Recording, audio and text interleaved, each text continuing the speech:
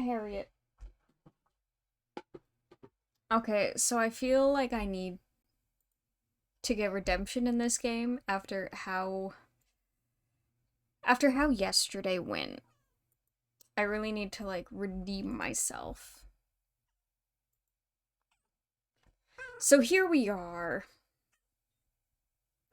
Hopefully redeeming myself in this game. Why is it not showing?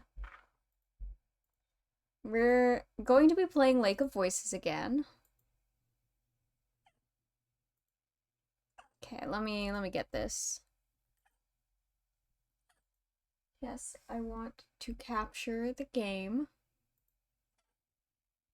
Capture a specific window, Lake of Voices. Come on. There we go. Kill Margaret again? No, we're not gonna kill Margaret this time. Margaret will live. Wait. Okay, I gotta readjust the game capture size. Okay. Why didn't I have this set up beforehand? Because I'm a fool, that's why. We already know this. No, we're gonna make it this time. I'm not gonna speed run getting everyone killed this time, alright? I gotta at least keep them alive to the halfway point. Okay, start. Poor Lou. Lou's gonna live this time. At least for a little longer. He'll live.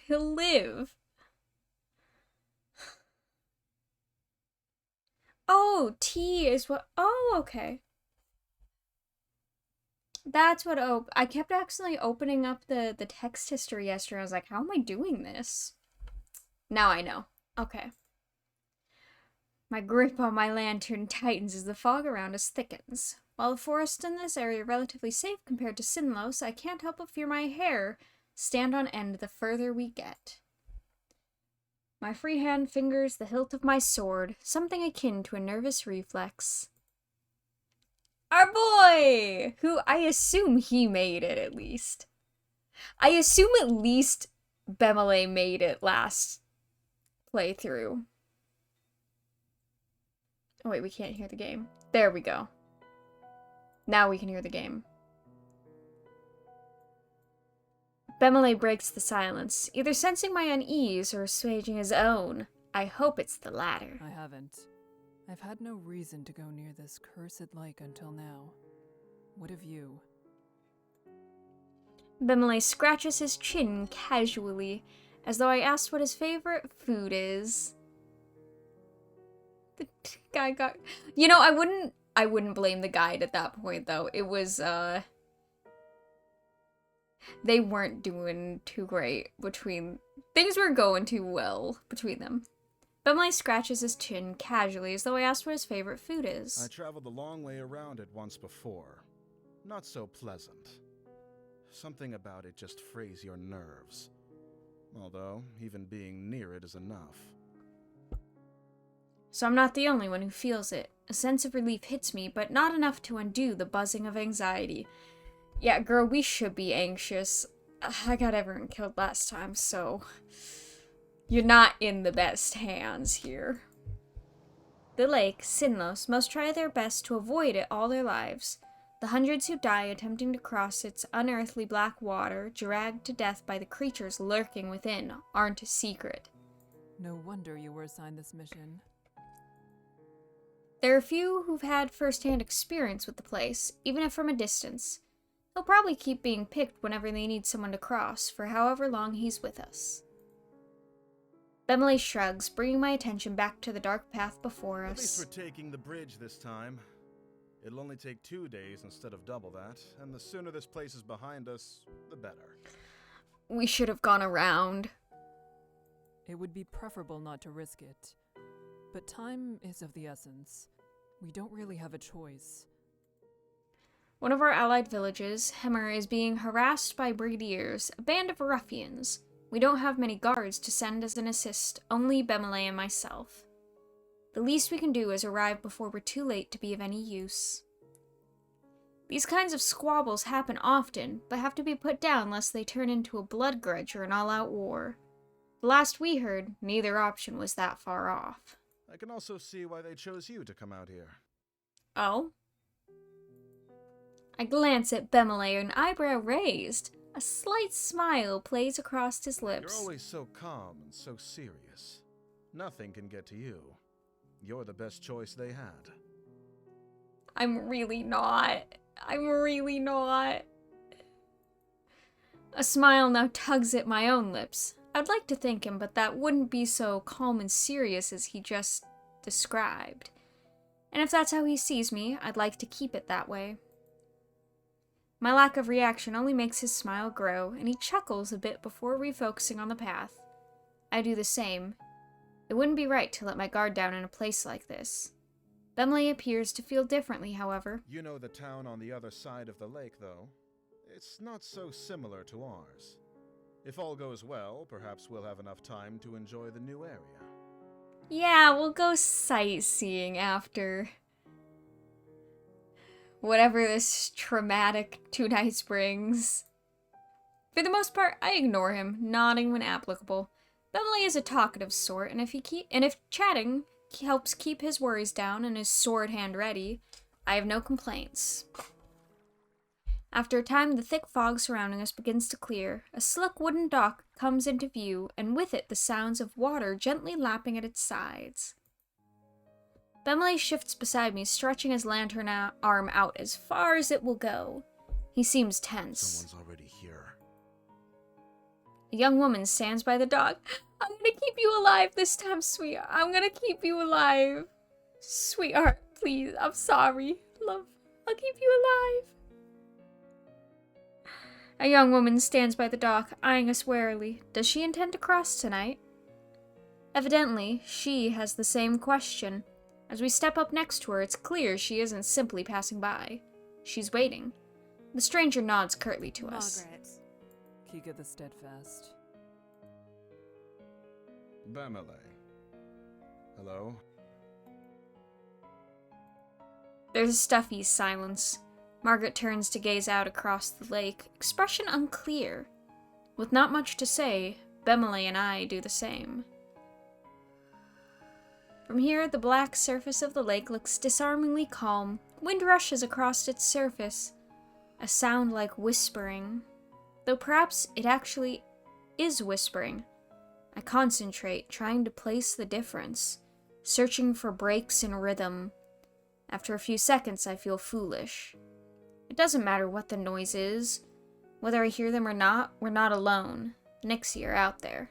Actually, give me a sec. My V2 model can go over here where the lady where my girl who talks pops up. That way you guys can read all the dialogue as well. You guys can see it as well. There we go.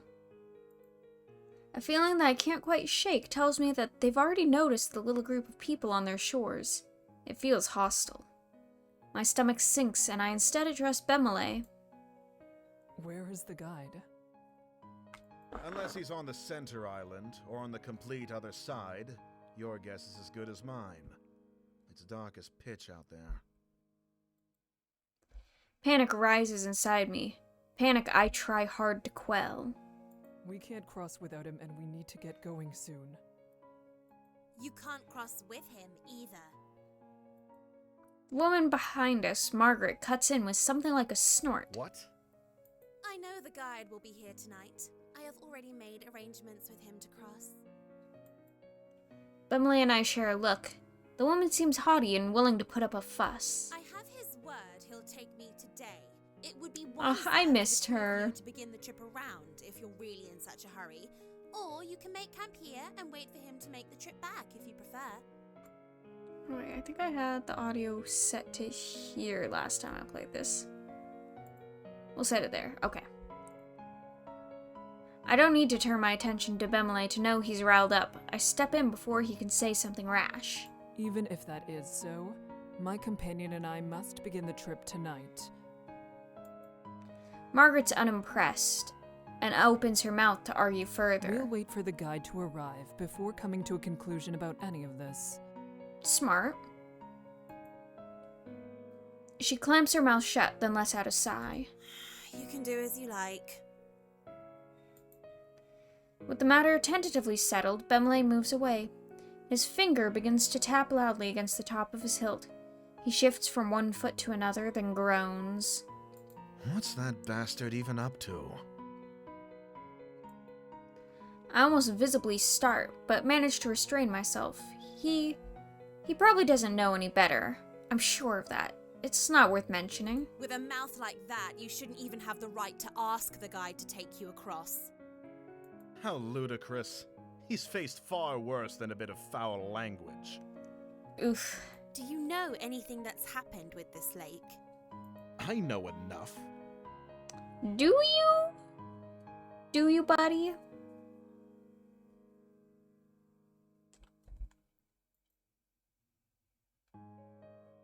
Margaret's clearly not convinced, but she shrugs and makes a show of turning her back to him. The guide's father is Garvin the Exemplar. Garvin never accepted the guide as his son, all the way up until he died in this lake. Your statement could be seen as tasteless. Oh. Yeah. Bemele rubs the back of his neck, his face regretful. My apologies to the guide. I didn't mean it that way. I never knew about his... well, that. A smile spreads across my face when I quickly wipe away. He really did just misspeak. The silence slowly stretches between the three of us, growing more awkward with each passing second. Margaret seems irritated and Bemele abashed. I'm gonna side with Bemele again. I know you are brash but not intentionally cruel. I'm sure all is well. Yeah, I'm sure it's fine. Bemele smiles and claps me on the back. You're a good woman, Kika. Smart, too. You've never been here, yet you knew more of the guy than I did. I know about Garvin, truthfully.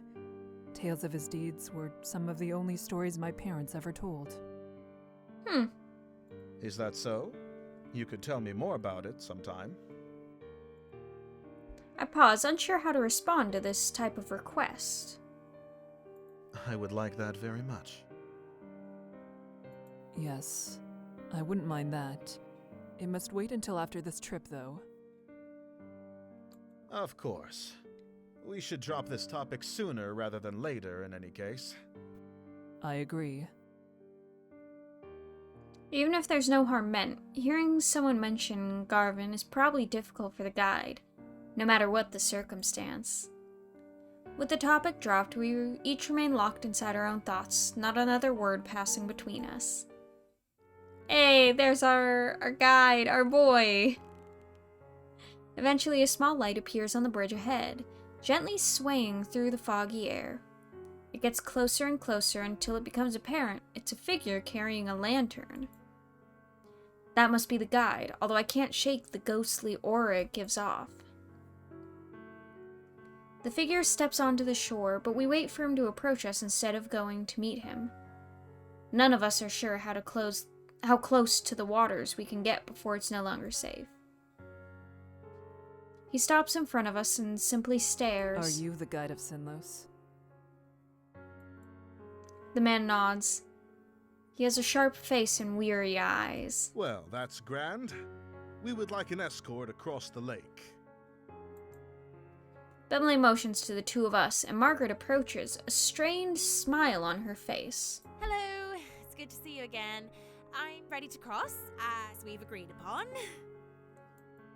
The guide turns to face her as well, face remaining unchanged. It must not be a lie. He would have had to say something otherwise. She really does have preference to travel with him. That's a problem. Is there a way we can all begin the trip tonight? Yes, I will allow all three of you to go. But with that many, at least one will die before we reach the other side. Or all of us, if you're me. I furrow my brow. It's a disturbing addendum, and one offered with little emotion attached. Bemele glares back, without asking what we're supposed to do with such You circumstances. should go around. The sentence hangs in the air, the second half unspoken. If you want to live. We don't have time for that. There are people counting on us for protection. Why does she need to go? He jerks a finger at Margaret, whose face contorts with anger. I don't need to explain myself to you. My journey has already been put off once, and I was promised I could go today. I will be going under any circumstances. She meets Bemilay's eyes with a gaze of steel. He starts to speak, and she cuts An in. extra day or two shouldn't be that much of a problem for you. Whoever you're meeting can surely wait such a tiny amount longer. Patience is a virtue, after all. The night is only so long, and if we're still on the bridges when the sun comes up, we'll all die as they sink back below the surface. If you don't decide soon, no Ooh, one let me get will be my little going. whiteboard so I can write down my decisions again.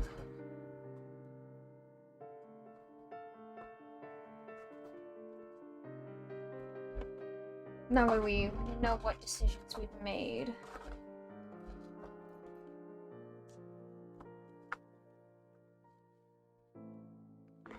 Also, can I just choose to go around? Wait, let me save. Save over, yes. The guide's dispassionate, stoic. I would almost feel something's wrong with him if I didn't share the trait myself. Bemley pulls me to the side, jaw clenched tight. That woman isn't armed. Okay, buddy. His voice is low. He darts a glance at We Margaret. can easily get her to back off if we make this into an actual fight. After all, we have to go tonight, yes? If one of us really is to die, it'll be her. Would staying be a worse fate than her death? I stare at the dock, refusing to meet Bemilay's eyes, and try to keep my voice as level as possible. We don't know her situation. This isn't a decision we can make for her. What? Bemilay leans in closer, apparently having missed what I said. I remove the sympathy for her in my response when I speak again. The guide won't accept something like that, I assume. His face is grim. Then what else do you have in mind? Actually, now's where we save. First of all, you and I cannot split up. Oh wait, I thought that Either was going we to be the both decision. stay, Okay. or we both go. Right. That's not a question.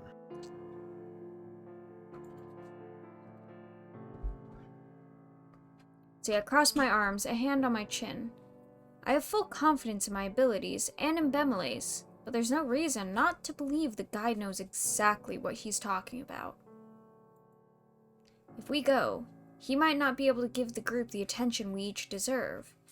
That would mean we truly would be putting Margaret's life at risk on top of our own.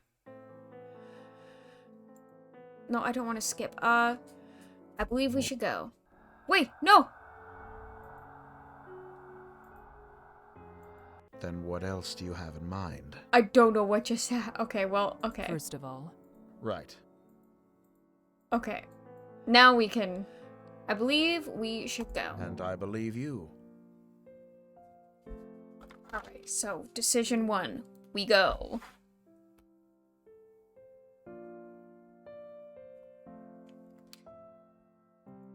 Bemilay's reply is firm. My steadfastness seems almost weak in comparison to its certainty. See, he addresses the guide. We shouldn't waste more time. Let's shove off. The guide slowly turns around without even a nod to show his agreement. Margaret stares at Bemilay and me, something of a resolve in her gaze. Then she follows after the guide. At least she didn't insist we stay behind. we should do what we can to protect her. It's our fault she's being put in even further danger.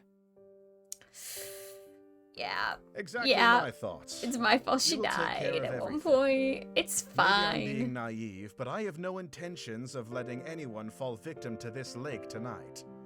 Those monsters can starve. Yeah, they'll starve this playthrough. They'll starve. We got this. I smile at him for a change, and Bemilay eagerly smiles back. We're lucky to have each other in this, I think. Yeah. He turns to follow the others across. I will protect everyone on this trip. I will. We will make it through this. Then I step onto the dock and join them.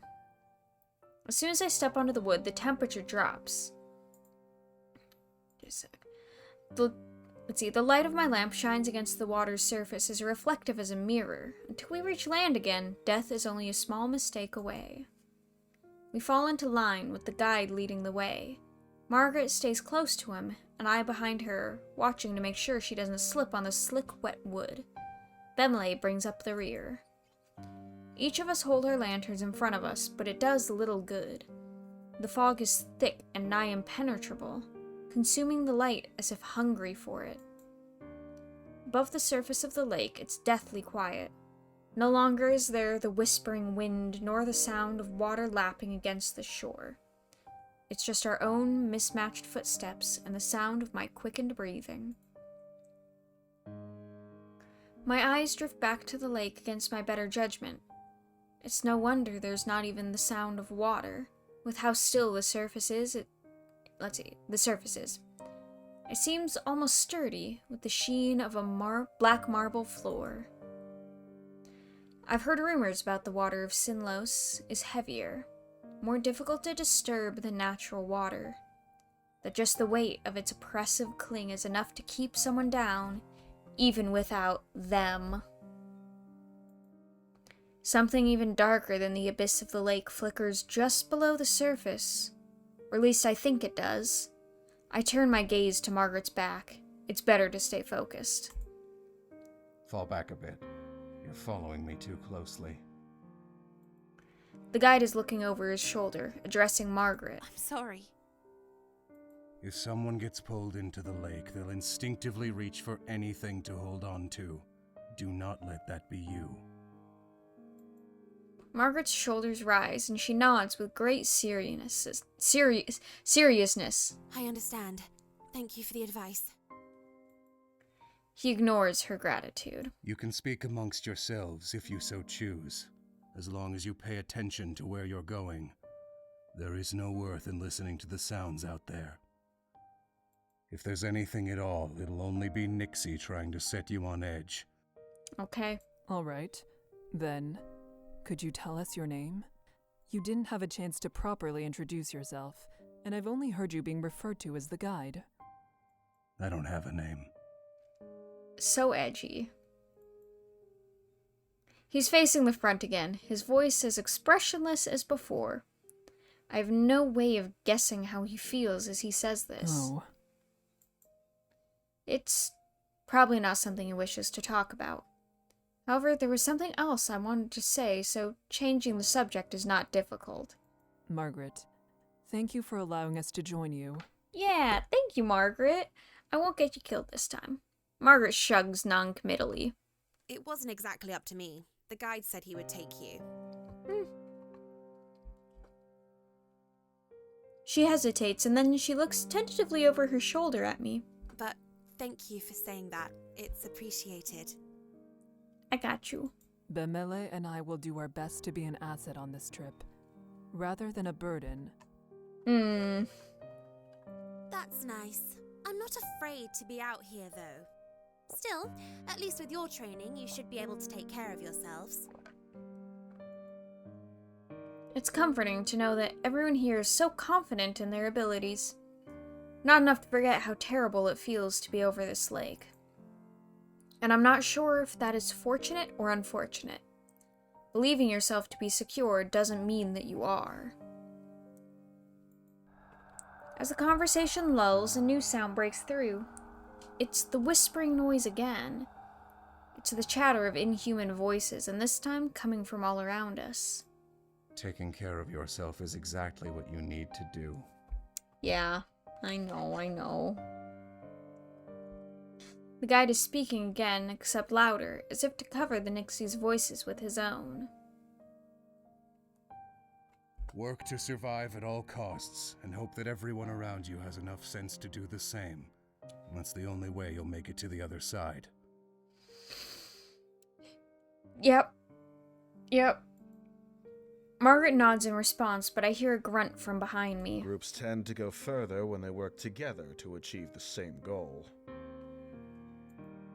The guide doesn't say anything in response to Bemelé's grumbling either. I'm not sure whether he didn't hear Bemele or whether he just didn't feel the statements made thus far are worthy of addressing. I have a feeling it's the latter. Hello, welcome! Welcome to the stream! We're playing through, as you can see, Lake of Voices. How's everything going? It's going well! We're hoping to do a little better. I played this yesterday. We're trying it again today. I kind of speedran the game yesterday it's supposed to be like a 6-hour game. I got everyone killed within 3 hours, so... Second try is the one to go for. Thanks for the warm welcome. Of course! Happy to have you here. We go around a large bend in the bridge, part of it forking off to another way. I wonder how the guide knows which one of these essentially identical paths is correct, when something in the corner of my eye catches my attention. 3 hours. Listen, it was rough. I somehow made all the wrong choices. It was a time. I believe I saw something over there. Okay, Kiko, what did you see? We're also happy to be here and interacting on stream. Aw, thank you! It means a lot to me to have you here. Keep walking. No need to worry. Okay, guide, okay. The guide's voice is calming and level. I decide against pressing the issue, not wanting to set everyone even more on edge. Thank you for the follow! Kevon Foster, thank you! Oh, and I will big stretch. Big stretch. Harriet, stretch with me, kitty cat. There you go. Okay, there you go. Double stretch. My cat also decided to stretch with me. Let's see. What did he say? Perhaps not wanting the conversation to be caught by the guide, he speaks softly, though I couldn't quite hear him because of it. I take my eyes off Margaret ahead for a moment to explain it to Bemele, and stop dead in my tracks. Only one word— wait, I gotta save. Something's— if I remember correctly, this is the moment. Only one word's able to escape my stunned state. Behind. Oh, I forgot. I hate it. Okay, yeah, I will explain the game so far. Let's see. Where's the— I forget what the actual, like, description of it is. But essentially, the 3 of us and the guide are trying to get across a cursed lake. I believe it's just a cursed lake. But, you have to make decisions as you're walking across the pathway, and that will determine who lives and dies in this game. But yeah, so far what we know in the story of the dialogue and stuff is what else going on. So yeah, Bemele and I are trying to get to the other side to help a city that's in danger. They're being attacked by brigadiers. And we are with also somebody called Margaret, who hasn't explained why she needs to get across so quickly, but she does. So the guide's going to try and lead all of us across, but he openly stated that if 3 of us go, one of us will die. So I'm sure it'll be fine. But yeah, and the lake is cursed and full of weird monsters, and you can see one of them! You can see one of them! It's fun! Also, I found out yesterday, this has, like, you can romance. You can apparently rizz up a character if you want to. So, found that out on accident last time. That was fun.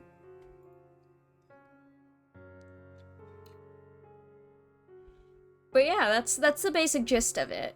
Is we're trying to get across the lake and make the right choices so we don't all perish. Okay. Behind Bemele stands another figure looming in the darkness. Seeing my face, Bemele grabs the hilt of his sword. He whips around, then staggers swiftly backwards. Let's see. I do like your VTuber model, my friend. It's so cute. Thank you! I made it myself! I've been teaching myself how to make models, and I think she turned out pretty cute for a first attempt. Thank you! I appreciate it. Let's see. He whips around, then staggers swiftly backwards. Several meters away, a crooked, twisted black figure hobbles its way towards us.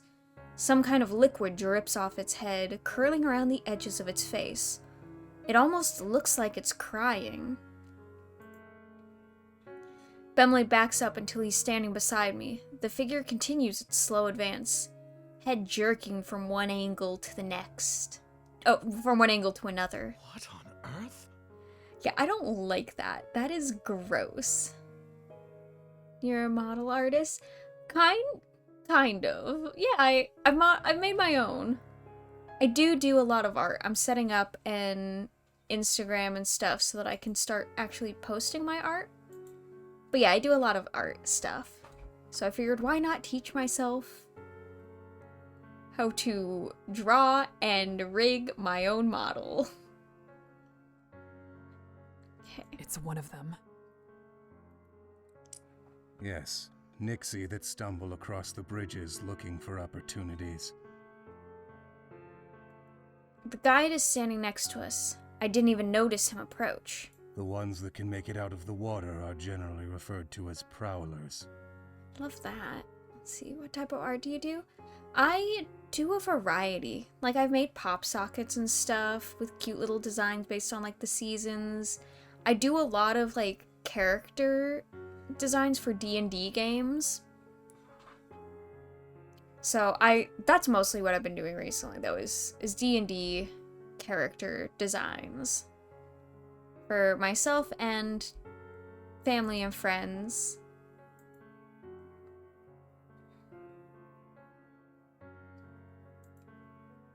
I had no idea things like that were out here. Is that what Kika saw down the other path? The guide says nothing, instead returning to the front of the party.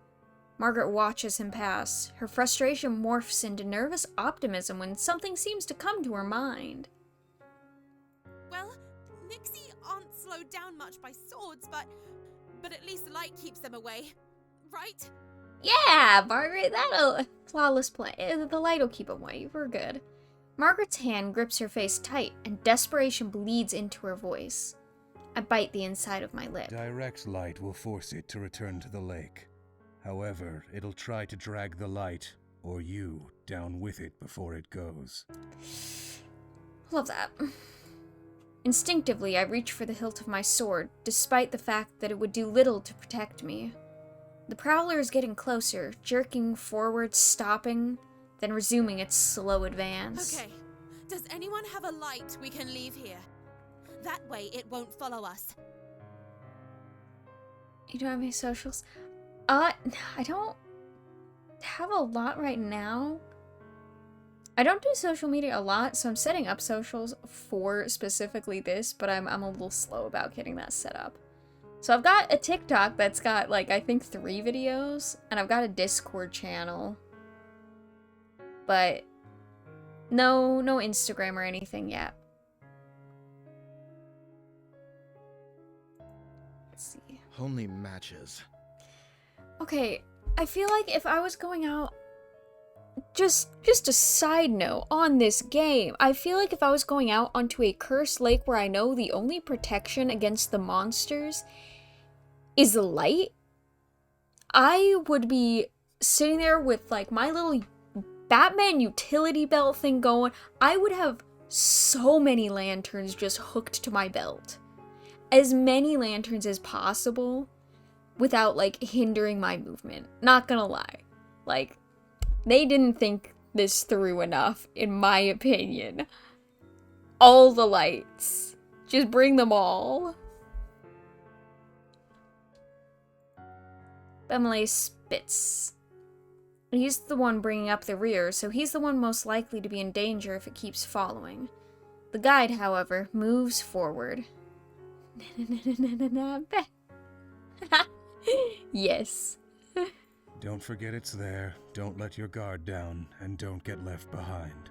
Okay.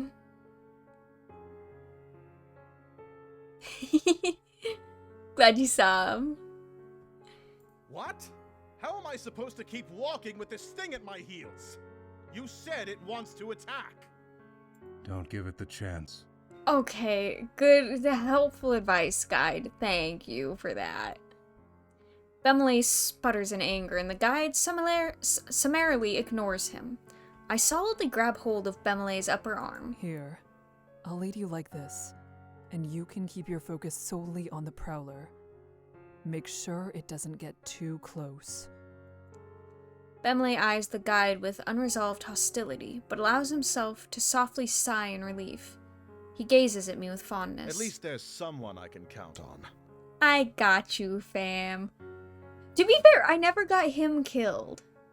I did keep my promise of keeping him alive till the end. Despite the fact I'm going against his advice, the guide says nothing more. It's clear now that he doesn't give a damn what we end up doing. Some part of me is glad for that. I want to help everyone make it through, and it would be worse to have to persuade the guide every time help was necessary. Kika, thank you. Bemele places a gentle hand on my shoulder. Place my hand over his.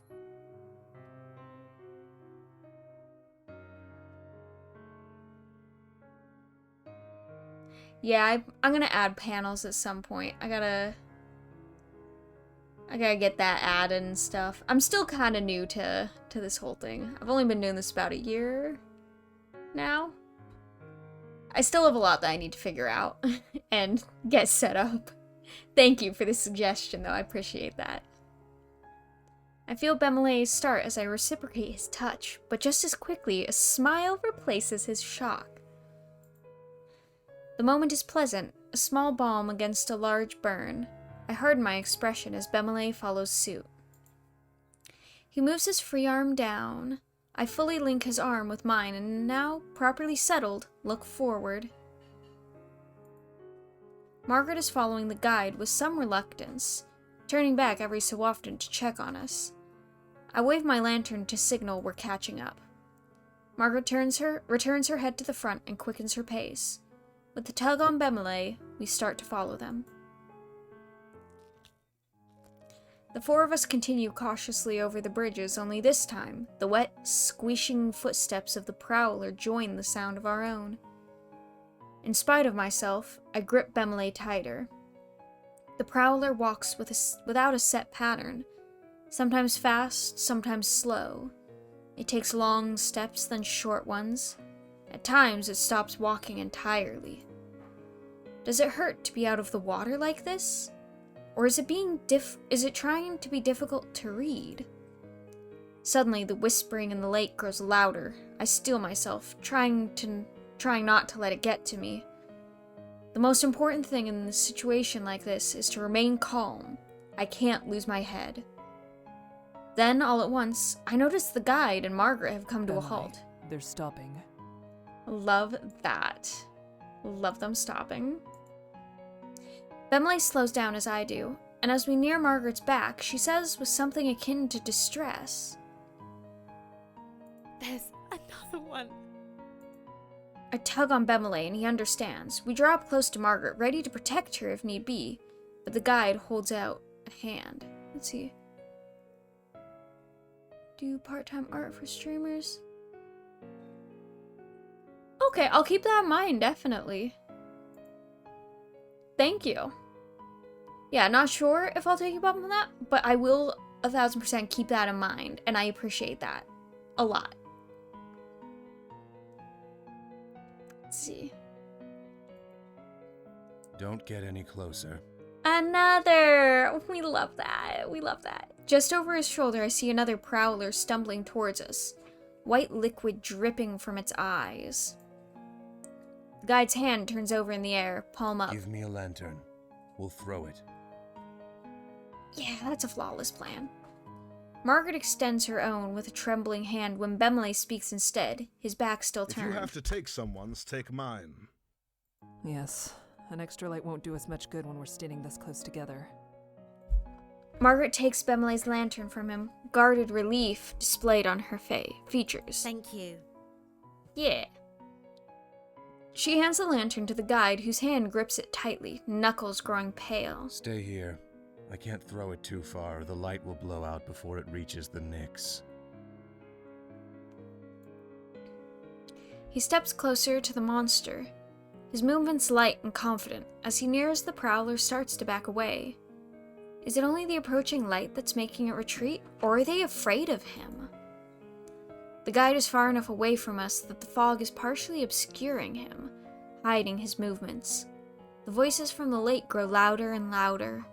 Water suddenly begins to splash across the lake in the distance and onto the edge of the edges of the bridge. They want him to mess up. Then, suddenly, the guide takes multiple long and fast strides forwards, throws the lantern, and jumps backward to regain the lost distance. Shh. Cat, stop! Cat! Kitty cat! Gremlin! No! Just actually trying to eat something. Kitty cat! Kitty cat! No. That has electricity. You don't want to eat it.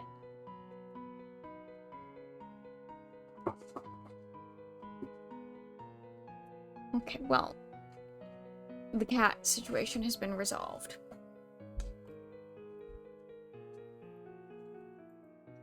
A sigh escapes me, and the guide comes back to our group.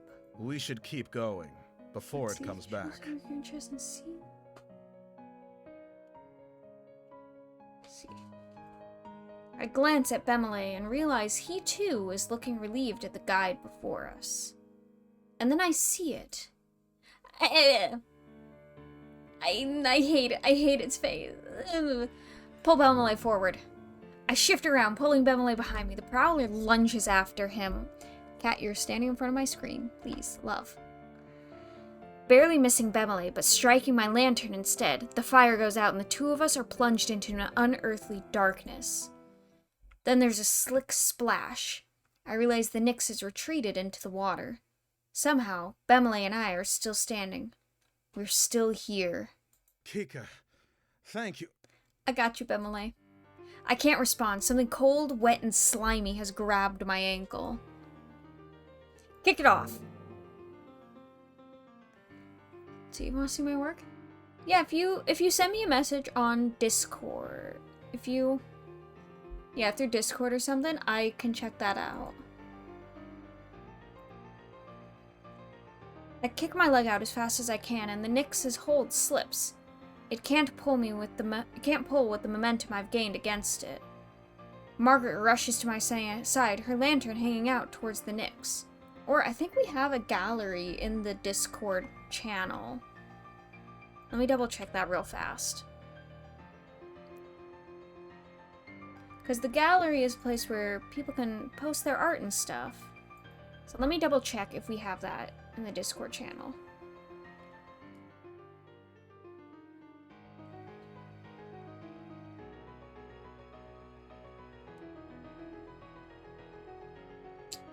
Yes, we have an art gallery. Let's see, I kick my leg out as fast as I can, and let's see. We read that. The light brushes its face. We see it for an instant, its eyes wide, and then it slides back into the smooth surface of the water. Bemele grabs Margaret and I both, helping us toward the center of the bridge and cussing under his breath. I only looked away for 1 second. It's fine, Bemele. We're all fine. Let's say we all lived. Are you actually alright? No, I mean...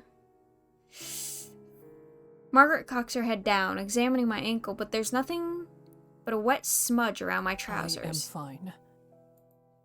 I say that, though I don't actually want to let go of Bemele. I need to in order to relight our lantern and provide us actual safety. Oh, the Discord link in the bio is... Oh. Give me a sec. Let me copy this. Sorry, game will pause for a sec. I think I forgot to set that one to, like, never expire. So, let me pull up my Discord. Why is my computer not wanting to pull it up? Okay.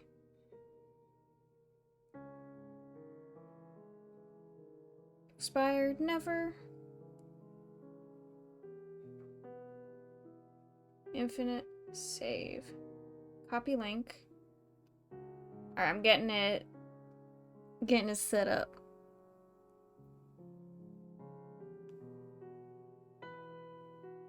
I am getting the Discord link in the chat real quick.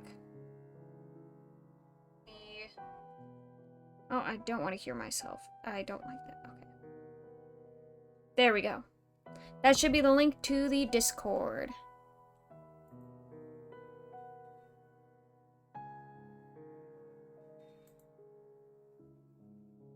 There we go. Now back to the game. Let's see. I say that, though I don't actually want to let go. Okay. I need to in order to relight our lantern and provide us actual safety, but I feel such a strong desire to not to be alone at this moment. I shake my head roughly and let go of him, relighting the lantern as fast as I'm able. Kika, thank you. Again.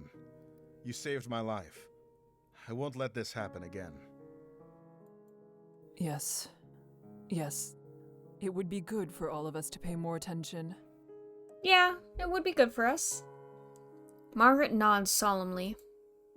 Suddenly, it seems like we're all on the same side. It isn't only Bemele and I. She is with us in more than simply presence. The guide's voice, as cold as that monster's grasp, ends my train of thought. We lost the lantern I threw, and Nyx grabbed it after the light went out. Hate that. Margaret makes a noise. I glance over, wondering whether she's upset, but there's a small smile on her face instead. It's better than them taking anything else. It's true, it is better than them taking, like, one of us. A nervous laugh bubbles up out of me, and just as quickly stops. Bemele chuckles in response, and our collective tension eases up, the adrenaline draining from our bodies. We need to keep walking. Okay. The guide starts down the bridge again, and we join him. I try to clamp down on the relief, the ease that wants to flood my head. It's not over. The Prowler is gone, but so is Bemele's lantern. You can stay near me, Bemele, since your lantern is lost. I appreciate it. Margaret goes on ahead of us. Bemele stays by my side as I keep at the end of the line. The breath of release for Margaret and Bemele is quickly swallowed by the somber atmosphere of Sinlos as well, replaced by the gravity of the near-death experience. Never mind celebrating his survival, something like that shouldn't have happened in the first place. The memory of the Prowlers reaching out towards us appears each time I close my eyes. Why does it look like something's dripping down their faces? Don't know. The Prowlers are on Margaret's mind too. Looking at her pained expression, it's as though the moment of relief never existed at all. I'm not sure. Me neither. Something's wrong with them, though. Yeah? They live in water.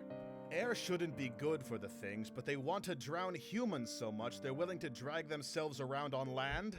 It's not right. Of course it isn't. They're monsters.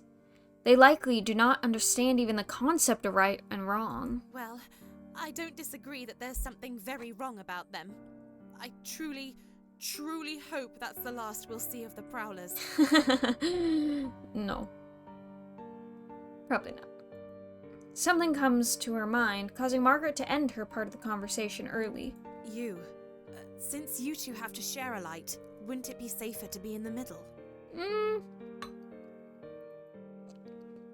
Margaret stops and waits for Bemele and I to reach her position. That way, you'll catch the edges of my light and the guides, and it won't be so dangerous if Bemele loses his position momentarily. Okay, what did I do last time? I kept her in her position. That's a very kind offer, Margaret. Bemele's surprise is so apparent. I want to cover his face with my hands to stop him from insulting her. She merely smirks. I think Margaret may be surprised with herself, too. Bemele returns to his usual surety. As thoughtful as it is, I, at least, am fine with bringing up the rear. I'm used to keeping watch for monsters, and since there are two of us, I can pay attention to the back while Kika focuses ahead. We're gonna save real quick. It's not my light, though, so I shouldn't be the one to decide what she Okay. should do with it. So last time, I made the decision to keep Margaret in the center because I was like, surely that'll be the safest position. It was not. So, I'm gonna choose the right way this time. Margaret will go in the back. Margaret and Bemele turn to look at me in unison. Seems like it's my decision. Neither of them are wrong. As for me, my goal is to protect everyone. I can't very well do that with Margaret following behind us. But being stuck in the middle of the group could also be dangerous depending on what circumstances we come across. Yeah, I found that out the hard way. Getting pincered by the enemy would be an almost sure death, no matter how experienced Bemele and I are. I just don't know what to expect from this bridge, and that makes things so much more difficult. I'd like to move up, thank you. Thank you. Thank you, fam. Margaret stands slightly off to the side to let us pass, careful not to get too close to the water's edge. Thank you kindly, Margaret. Thank you, Margaret. This will keep us both alive. I nod at her. Bemele and I position ourselves a few feet away from the guide. And in no time, we've fallen into step in our new positions. Yeah, he just puts his arm on his hand on his shoulder. This is his no lantern pose, and I don't know why he sticks with it the whole game. So, I don't want to sound like a child, but how much longer until we arrive at the halfway point? You do sound like a child. You sound like a child on a long road trip being like, Mom! Mom! Are we almost there? He's giving himself a half hug. You know, he probably needs it at this point. Especially last playthrough, he needed to give himself a hug. Margaret chuckles, reflecting the amusement I don't want to vocalize. You still have some ways to go. Damn. I suppress my laughter yet again at his pouting response. The gloom we've been under dissipates slightly, like light flickering through the fog. The first trial tends to be the most difficult. I believe we will only react better from this point on. Yeah, about that, Margaret. I like the way you think. Then a gleam enters Bemele's eyes and he grins. I think Kika deserves a round of applause. Her quick reflexes are owed the utmost appreciation. He leans softly into my shoulder, trying to get me to... What? It was indeed a sight. You're quite capable. Bemele was also a sight, but for very different reasons. All right. The Thank way he you, froze with Fong his Foster. mouth I on will the check that gate out was later. A laugh in itself. Bemele shakes a fist at Margaret in mock anger, then shoots me an affectionate look. You should know, she and I are usually on equal footing. The only reason you had footing at all is because she pulled you back. Bemele laughs self-consciously, scratching his head. That's very true. You can always count on Kika. Yeah. I keep my eyes steadily ahead, unsure how I should respond. I'm pleased, almost grateful to hear what they think of me. But I don't know what I could say that wouldn't seem pathetic. Instead, I contribute the best way I can. I keep my focus on the path ahead of us. Without a response from me, the conversation quickly dies out. Still, it eases my heart to be on such friendly terms with my companions. It's strange, in the middle, watching over the guide, until now, I didn't notice how smooth his movements are. There's a sense of grace to his actions, even in the basic task of walking down a bridge. I have to actively stop myself from being distracted by it. Suddenly, I notice that the guide seems to be getting further away from us. He's speeding up. I do the same to match his pace and end up moving at a light jog. Guide, why are we going faster? He doesn't reply, doesn't even look back at me. Instead, his speed almost doubles. I glance back, worried, but Margaret is keeping up with us. The guide keeps moving faster and faster until we're in an all-out sprint. Figures in the dark fog fly past us at a blur, and it occurs to me, branching paths in the bridge appear to be sinking? I swallow my rising panic. The guide shouts something, but it's drowned out by the frantic pounding of our footsteps. Okay. I'm trying to piece together what he said. Don't stop, turn? When he takes a masterfully sharp turn down a different path using his own momentum and the sleek wood to slide in the new direction with no loss of speed. Okay. Despite the sudden turn, my reflexes enable me to keep close behind him. We're making a right! Bemele is on my heels, following me to the turn. I glance back once more. Margaret, although further behind me than before, also makes the turn. We're all still together! We made it past the first area where somebody died. Margaret lived through the first hurdle, guys. Heck yeah. As the night wears on, our strength rapidly fades. Even my stamina is being challenged. I can't imagine what this must be like for Margaret. Hey, at least she's alive. It's better than we can say for last time. She's holding her side as she runs, clearly cramping from the exercise. How much longer will this last? People have to rest sometime. Almost as if in response to my thought, the guide abruptly halts. I skid to a stop as well, sliding on the surface of the wood. Why did we stop? Bemele's voice is tired, but his guard is up. The guide doesn't answer, just stares at something slightly out of view. I step up to join him, following his gaze further down the path. Ah, another friend! There, curled in a little ball, illuminated by the lantern's light, cowers a person. His hands grip his head and he rocks from side to side, mumbling incoherently. It's a man. That it is.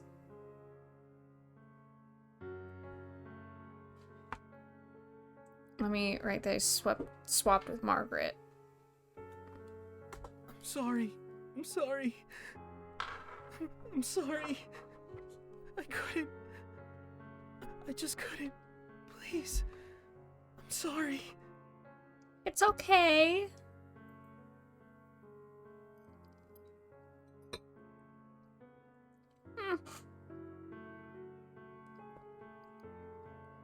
I'm struck with an array of questions.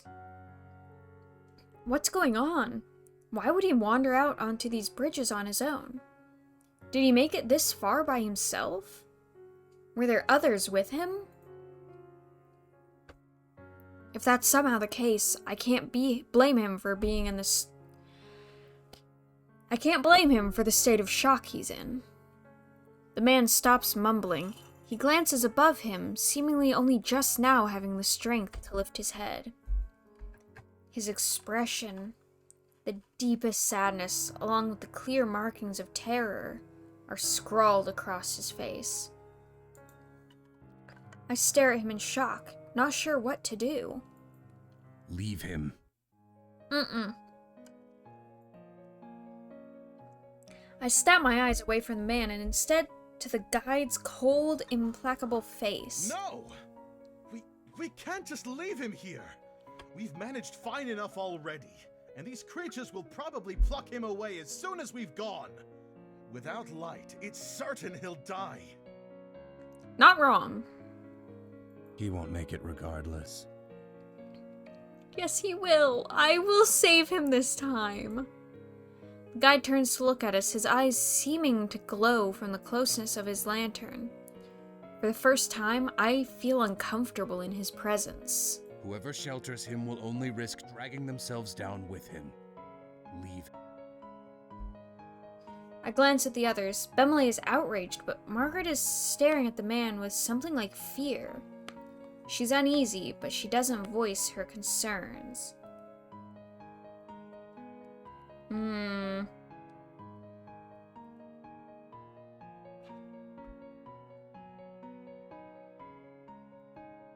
I'm trying to think of some kind of compromise when the guide speaks again, his voice cutting.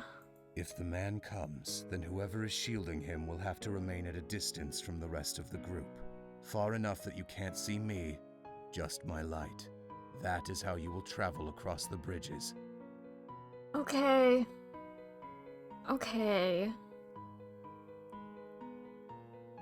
Last time we made it, though, at least to the halfway point. We at least made it to the lake. I didn't agree to lead this man, and I won't. If you ask me to, I will leave you all behind. Adrenaline surges through my veins, and I tense up. It's a painful reminder that the guide isn't here to save our lives, but merely to show us the way. We're on our own.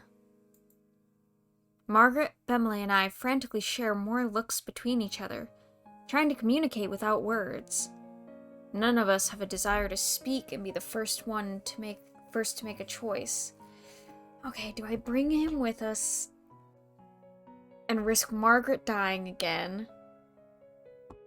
Because I don't know how this plays out with Margaret still here. Will he travel with Margaret and Margaret will have to stay further back? Or will it be the whole same situation as last time where I'll stay in the back this time? Save first? Yeah, probably smart. Probably smart. It's just, The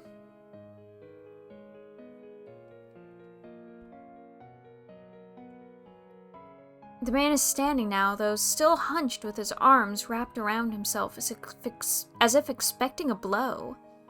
He stares at the ground rather than at us. Because of this, I'm having trouble reading his face. What exactly happened to him?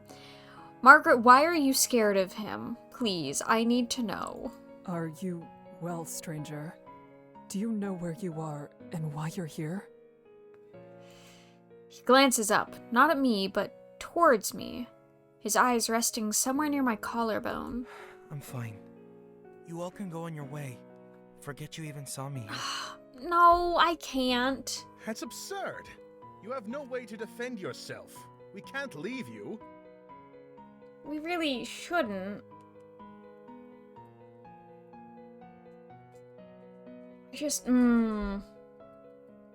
Yes, I'm sure in your eyes I might not seem like much, but that's not exactly a fair shake. Maybe in a perfect world, every man would be as large as you. But that's not how things always go. Doesn't mean I'm defenseless. The man's response is meandering. The words themselves seem to be in good jest, but he's still barely looking at us, fidgeting with his hands. Bemele frowns, unimpressed. It was a joke. He smiles hesitantly, making eye contact with each of us for the first time. What part of it was supposed to be the joke? Do you even realize what is happening in this moment? Never mind. Forget that too. Point is, I'm alright. Are you? Are you really? You were curled up in a ball when we met. Thank you, Margaret. I want your opinion on this too. Here, I'll move. We can see Margaret talking with us. Exactly. Something must be wrong with you. Okay, poor choice of words there, Bemele. Not the best choice of words there. Oh no, sounds like you've been talking with my father. Oh, kid. He lets out a weak little laugh coupled with an eyebrow raise, voice trembling. No one really knows what to make of this. The man gives a small wave and begins down the path we came. No! Lou, no. Bemele huffs, tossing his hands into the air. It's not even the right way. It could be, if he's trying to get to the side we came from. He must have come quite a ways. But if the it was side other we shore came that he from is started on. sinking already.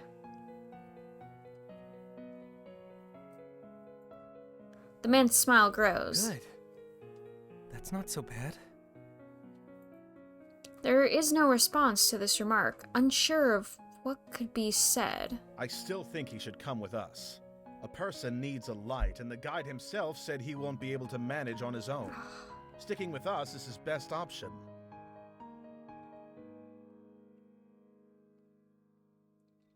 I'm so conflicted.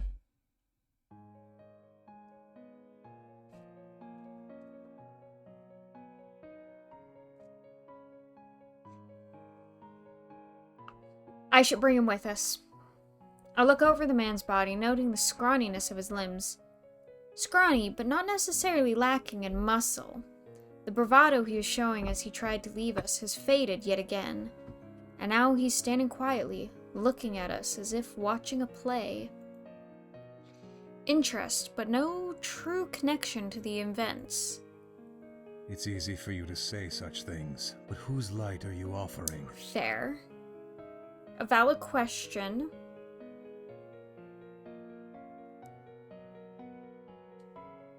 It's not mine, and you are putting her in even more danger with your own presence already. That's true.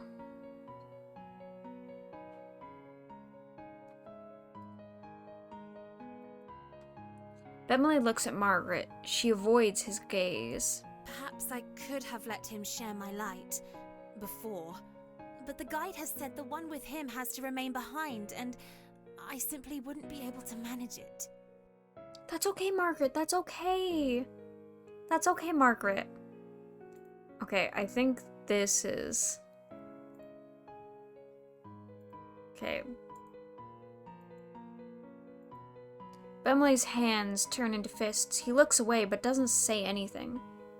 For a moment, no one does. Feel a cold sweat on my brow as what I feared comes to pass. He's stopping us from protecting another. Why must he get involved now? Why can he not leave us to make our own decisions? You... Don't worry about me. I'll be on my way now. The man's voice is full of something I cannot place, and he starts to shuffle back down the way we came. Arms still clenched around himself. No, no, no! The dock has already sunk the way we came from. Or was sinking. Margaret might not be able to take him, but there's another way this could be solved.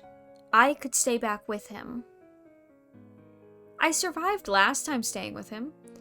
It'll put Bemele and myself at significantly more risk, but at least this man will stand a chance. Put a hand out to stop him.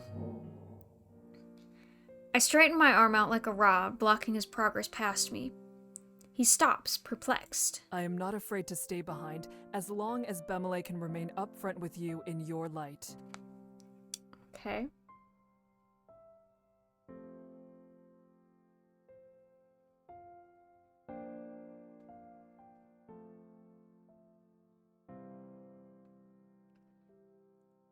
The guide does not say anything, doesn't even blink. Margaret covers her mouth with her hand, muffling some sort of gasp. Bemele smiles sadly at me. One can always count on you, Kika. The man, meanwhile, stands with his mouth agape, truly and genuinely shocked. Well, what will it be? Margaret sputters for a second, searching for words but clearly unaware of what to say. Bemley chimes in before she can get anything audible out. I can stay in between you and the guide. I don't need to be right next to either of you. That way you won't have to worry about a repeat of what happened earlier. I wouldn't refuse you being here. The guide doesn't acknowledge them. He stares at the stranger. The man shakes under the attention. You're not wrong. That's accurate for what's going to be happening. Alright, I'm romancing Bemele this time. No, really. I could just go on my own. It's fine. I step closer to him, lending the support he seems to desperately need. You do not need to go this alone. I will protect you. The man stares at me. I return his gaze, willing him to see my certainty. There need be no blood spilled tonight. Slowly, the fear melts off of his face, placed with something like resignation. Then he drops his gaze to the floor. Okay. All right. I grasp his shoulder and turn to the rest of the group. You should get a head start, correct? You'll have to put some distance between us. No, we don't have to do that. I mean, you kind of do. Yes, we do. The guide is the one calling the shots here, alright? He's in charge.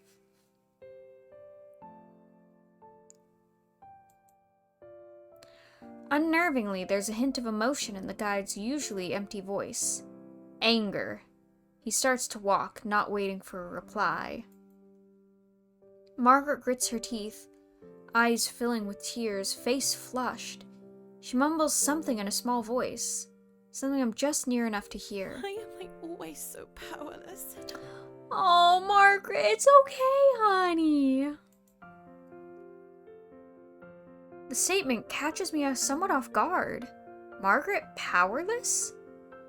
She's not a mercenary to be sure, but she seems so certain of herself. Then again, I don't know the reason she needs to cross this lake. Before I can decide whether I should respond, the tears fade from her eyes. Margaret takes a deep breath. Please be careful. I will, I promise. She takes a few steps back, lingering near enough for Bemele. Bemele smiles, first at the stranger, and then at me. Take care back here, all right? We'll all be together again. Right, when we this is reach so the halfway wholesome island. compared to last It won't be time. too much longer now. We'll have a nice little camp out, and you can properly introduce yourself to us. Maybe even tell a real joke or two. Yeah. The man emits a nervous little laugh and ducks his head. The prospect must not be enticing to him. With the stranger having pulled himself out of the conversation, Bemele looks seriously at me. I'm sorry to put you in even more. Stop. Bemele shakes his head, still smiling. I don't begrudge you at all. In fact, I'm glad you did. All I want is for you to remember that goal. Each of us, together, on the island, and then on the other shore, safe. This isn't about what our job is, or where other people need us to be. I nod in response. Bemele opens his mouth, then closes it. He swallows hard. You two. I'm surprised to hear his voice wavering slightly. He swallows again, then continues. You two should look out for each other. Yeah.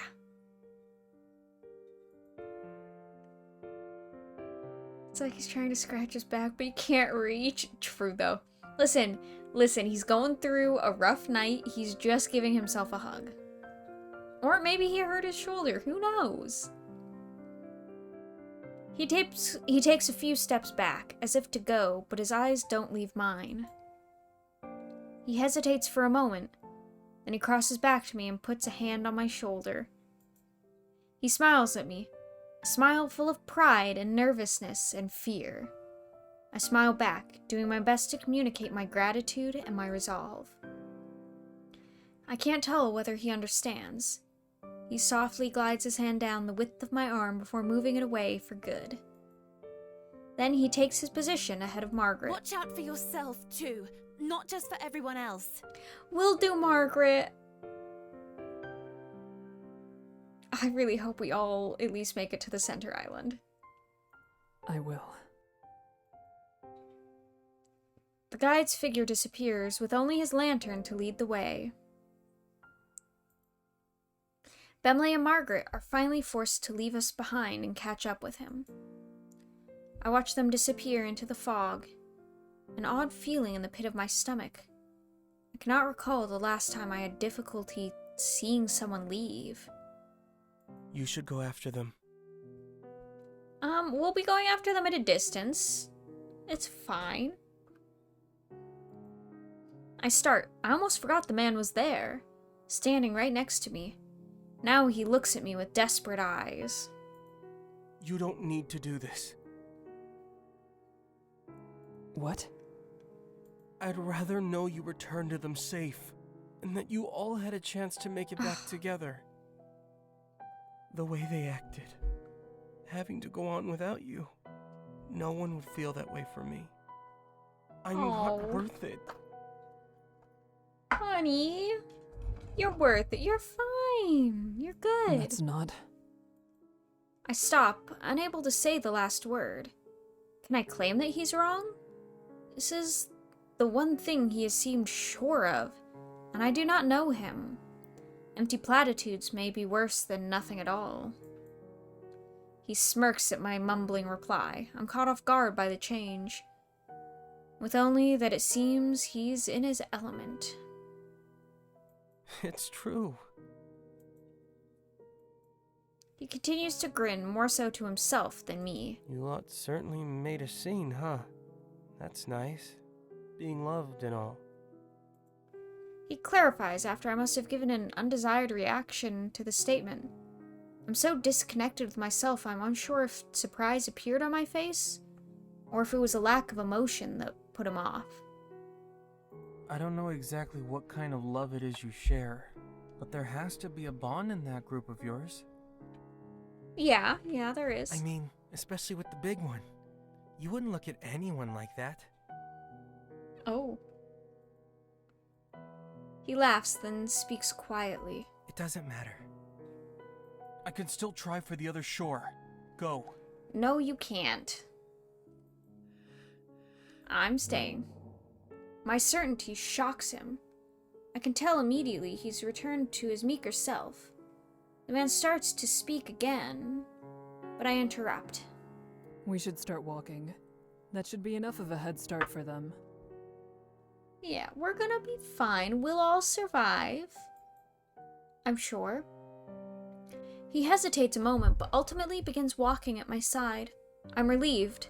I can never be quite sure what will come from this one. We move in silence. The man doesn't seem to want to speak anymore, but he keeps glancing at me as if expecting something. Somehow his odd behavior is comforting rather than disconcerting. Perhaps it's because he's more nervous about all this than I am. It's putting me at ease, making me feel more capable. I shouldn't allow myself to get comfortable, however. We're in a more dangerous position than ever. The whispering from the lake, so faint after Bemele's close call, now surges forth. It grows nigh unbearable, the creatures teeming below the surface. I dare not speculate on what has them so excited. Have you a name?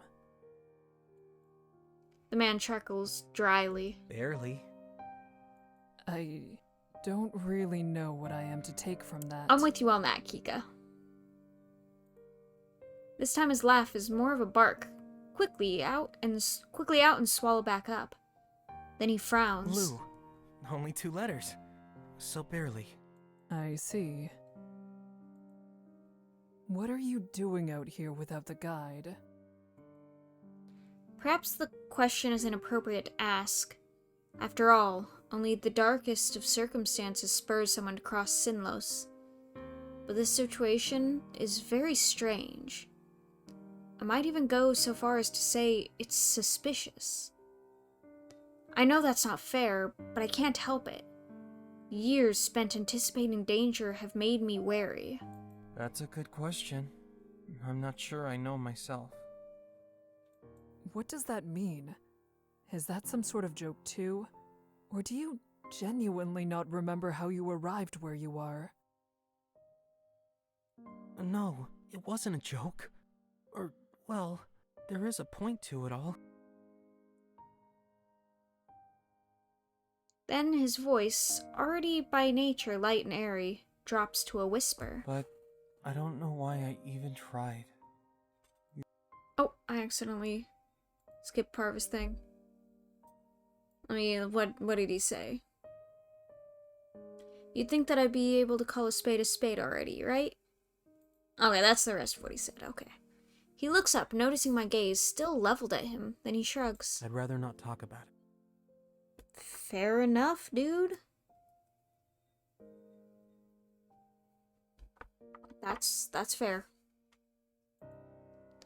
As what has become the norm, I don't fully understand what he means, but I can at least guess that he's not very happy with himself at present. And like it or not, he won't be sharing his real reasons with me. What about you? What brings you out on this little adventure? People. On the other side. People who need my help. You have someone waiting on you? Then why are you risking yourself on me instead of worrying about what's going to happen to them? I feel my brows furrow from my speck of alarm. Is that really what he took from this? I survey his face with a flick of my eyes, but there's no mischievous gleam to his look now. He's serious. We hold eye contact for a moment until he yet again stares down at the ground. Sorry. I didn't mean to be disrespectful. It just fell out somehow. I wasn't thinking. You're important as well. His stare shoots back up at me, eyes wide. Of course I'm going to be there for those counting on me. But you aren't nothing. I won't simply turn my back on you. He smiles sadly, the kind of smile only someone who has experienced great hardship has. A smile I'm all too familiar with. I probably have to disagree. Still, that's nice of you to say. We may not know each other well, but you wanted us to go on without you for our own safety. You even tried to have a sense of humor about it. That counts for something. Yeah. My statement is far from grand, yet he seems distinctly bashful all of a sudden. Twitching his legs with each step, he hangs his head and mumbles his next phrase. Sadly, he seems unaccustomed to receiving praise. That's true. Thank you for staying back with me. It's kind of nice. No need to thank me. Oh, right. I can't even show gratitude correctly. Of course. Oof.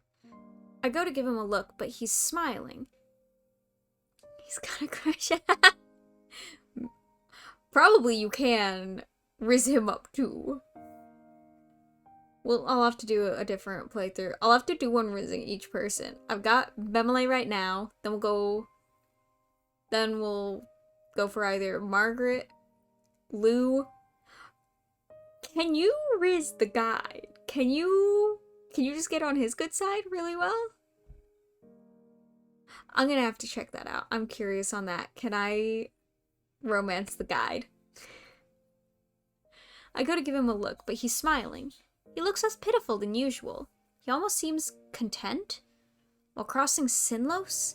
How? Why? This is quickly turning to Baldur's Gate 3. Don't call me out on this. Listen, if a game gives me the option to romance someone, I'm gonna figure it out. I'm gonna do it. 'Cause why not? It is not funny to make a joke out of thinking that way about yourself. If you don't want people to say things like that, then you shouldn't reject their things. Either I did right by thanking you, or I did wrong. Oh, he's tricking my girl into accepting the thanks. Fine. You're welcome. This time, he lets out a real laugh, though a short one. I'm glad. He stretches his arms out in front of him and elongates his strides, so he's walking a bit ahead of me. It sits wrong with me. He's relaxed and completely unguarded. He's even fine with distancing himself from the light, and all the odd comments he has said so far. Then a thought strikes me. Maybe the reason he's so calm is that he doesn't care what happens to him. My heart plummets into my gut. For a time, there's relative peace in the silence between us. Then Lou sighs heavily. I never could have seen myself in a situation like this. It seems things really aren't over until they're over. Did you think it was over? I mean, probably. He doesn't answer immediately. When he does, the reply is accompanied by him grasping himself, like he might fall apart if he lets go. Yeah, I did. He's kind of like half grabbing his shoulder, too. Is it the artist showing off that they can draw hands? Is that why the hands are always visible?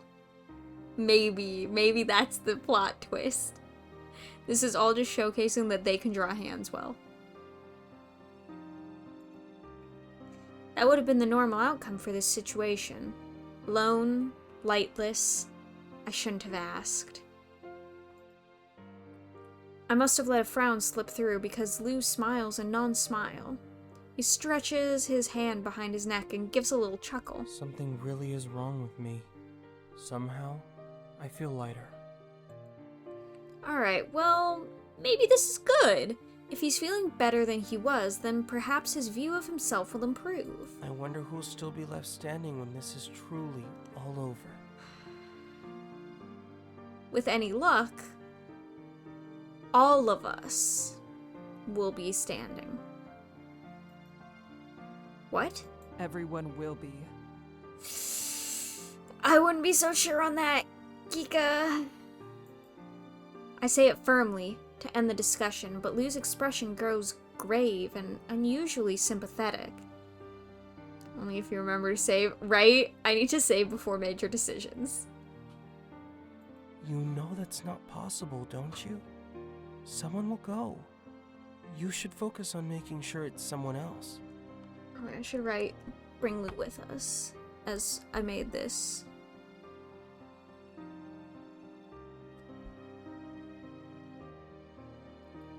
I need to write down all my decisions. I keep forgetting that. Let's see.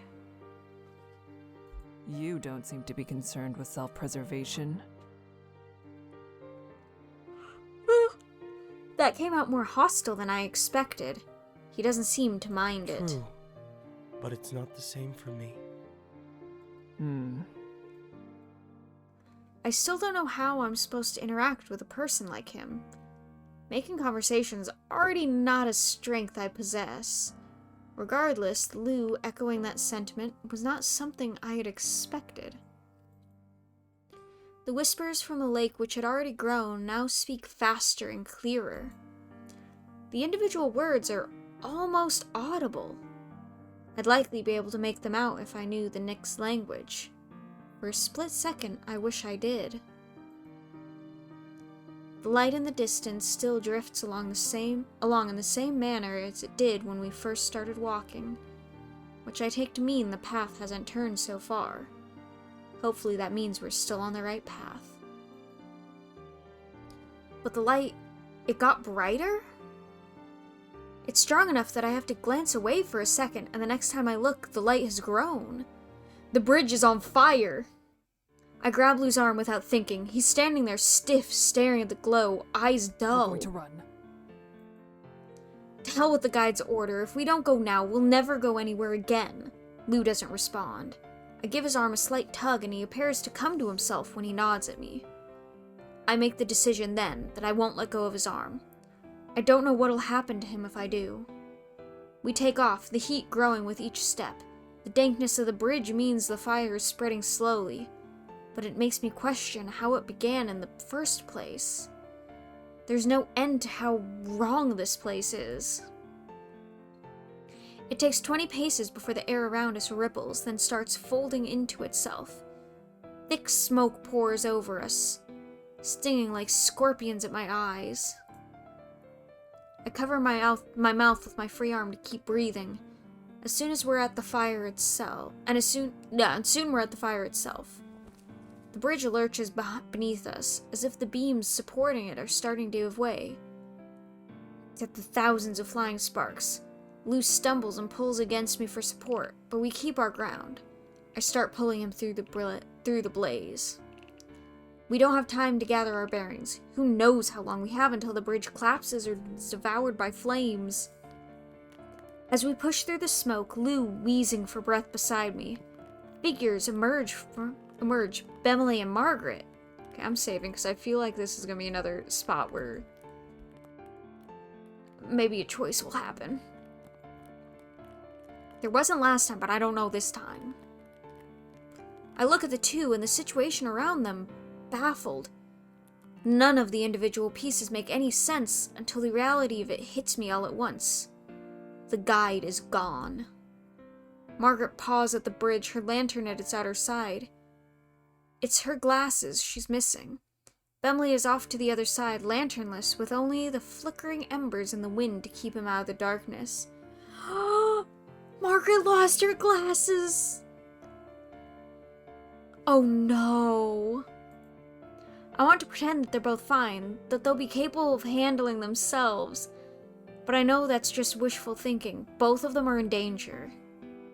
I don't know how the Nixie feel about fire, how daring they'll be with it so close by, but I can't assume this is an opportunity they would want to miss. I have to do something and I have to do it now. Okay, save. Something's gonna, okay. I waste not a moment more, rushing to Bellamy, Lou in tow. Bellamy and I arrive here together. We agreed to see it through to the end. We promised to protect each other. I have to be there for him. Oh, there wasn't a choice there? Was there? Wait. It made the sound of a choice, though. Give me a sec. Did I? No, okay. When I reach his side and illuminate his face with my lantern, he's beaming. I'm sure some part of him thought that when we parted, it may have been for good. It's a relief to see you. Both of you. We need to find Margaret's glasses. Oh, they're probably in the water, though. Then there's a scream. No, Margaret. Margaret's nowhere to be seen. The light of her lantern's gone. She's trapped in the darkness.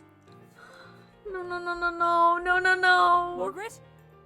Did she move? Did she fall? Did the bridge collapse? Margaret! I hear her and turn in her direction. There, through the smoke, I see her looking up at me. She's trying to stand, but she's struggling for some reason. Then I see a gleam of white on slick black behind her and understand why. And Nyx grabs hold of Margaret's dress just as she gets to her feet. It pulls. She slams back to the ground, head hitting the bridge with a sickening thud. Margaret groans and starts to yell. Let go of me! Let go! We gotta save her! She's flailing, kicking her legs and arms. She's disoriented. She doesn't know where it's coming from. The Nyx yanks her again. Another grabs hold and she feels the tug enough to grab onto that portion of her dress and tear it. She's trying to rip it off. Okay.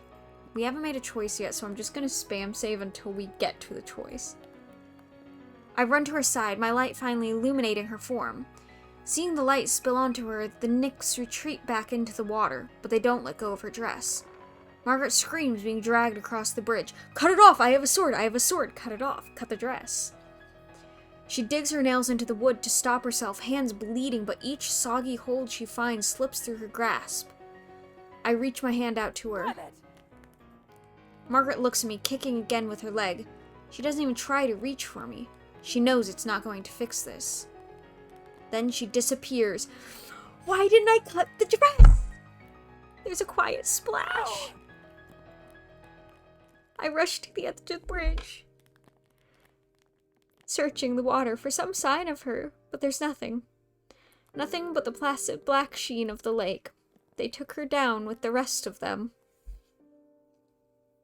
Okay, so I'm gonna put a little star next to bring Lou with us. So I think if I bring Lou, Margaret dies automatically. That's fun. Oh.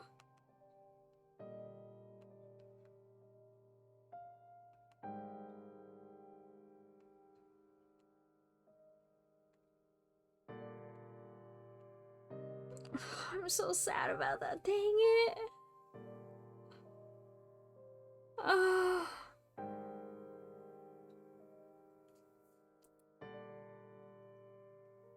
Okay, well. Tears burn my eyes. I'm sorry, Margaret. None of this should have happened. That hardly seems fair. Right, I have a sword. Why couldn't I cut the dress? Even pointed out, they were like, oh, she's trying to tear the dress. She's trying to tear it. So I was like, maybe I can, like, rush forward and, like, cut the dress. I had hoped maybe it was, like, a choice of either reach out a hand to, like, pull her or cut the dress. Like, make one of those decisions. But it didn't give me that choice. Then a warm hand clasps my shoulder. Bemele. He smiles through a pained expression. I stare at him and can barely keep myself together. What happened to the guide? Is he also? My voice cracks in spite of myself. I don't know that I want to hear the answer, but it has to be said. No. That man's still slinking around this hell on earth. The bridge jerked, Margaret's glasses fell off, and the guide kept going. I stayed, but I kept my distance in case... He looks away. In case there was a repeat of last time. I shouldn't have stayed so far off. Aww. It's not your fault. I could have thrown my lantern or gone to her sooner or anything. The regret is real. Kika.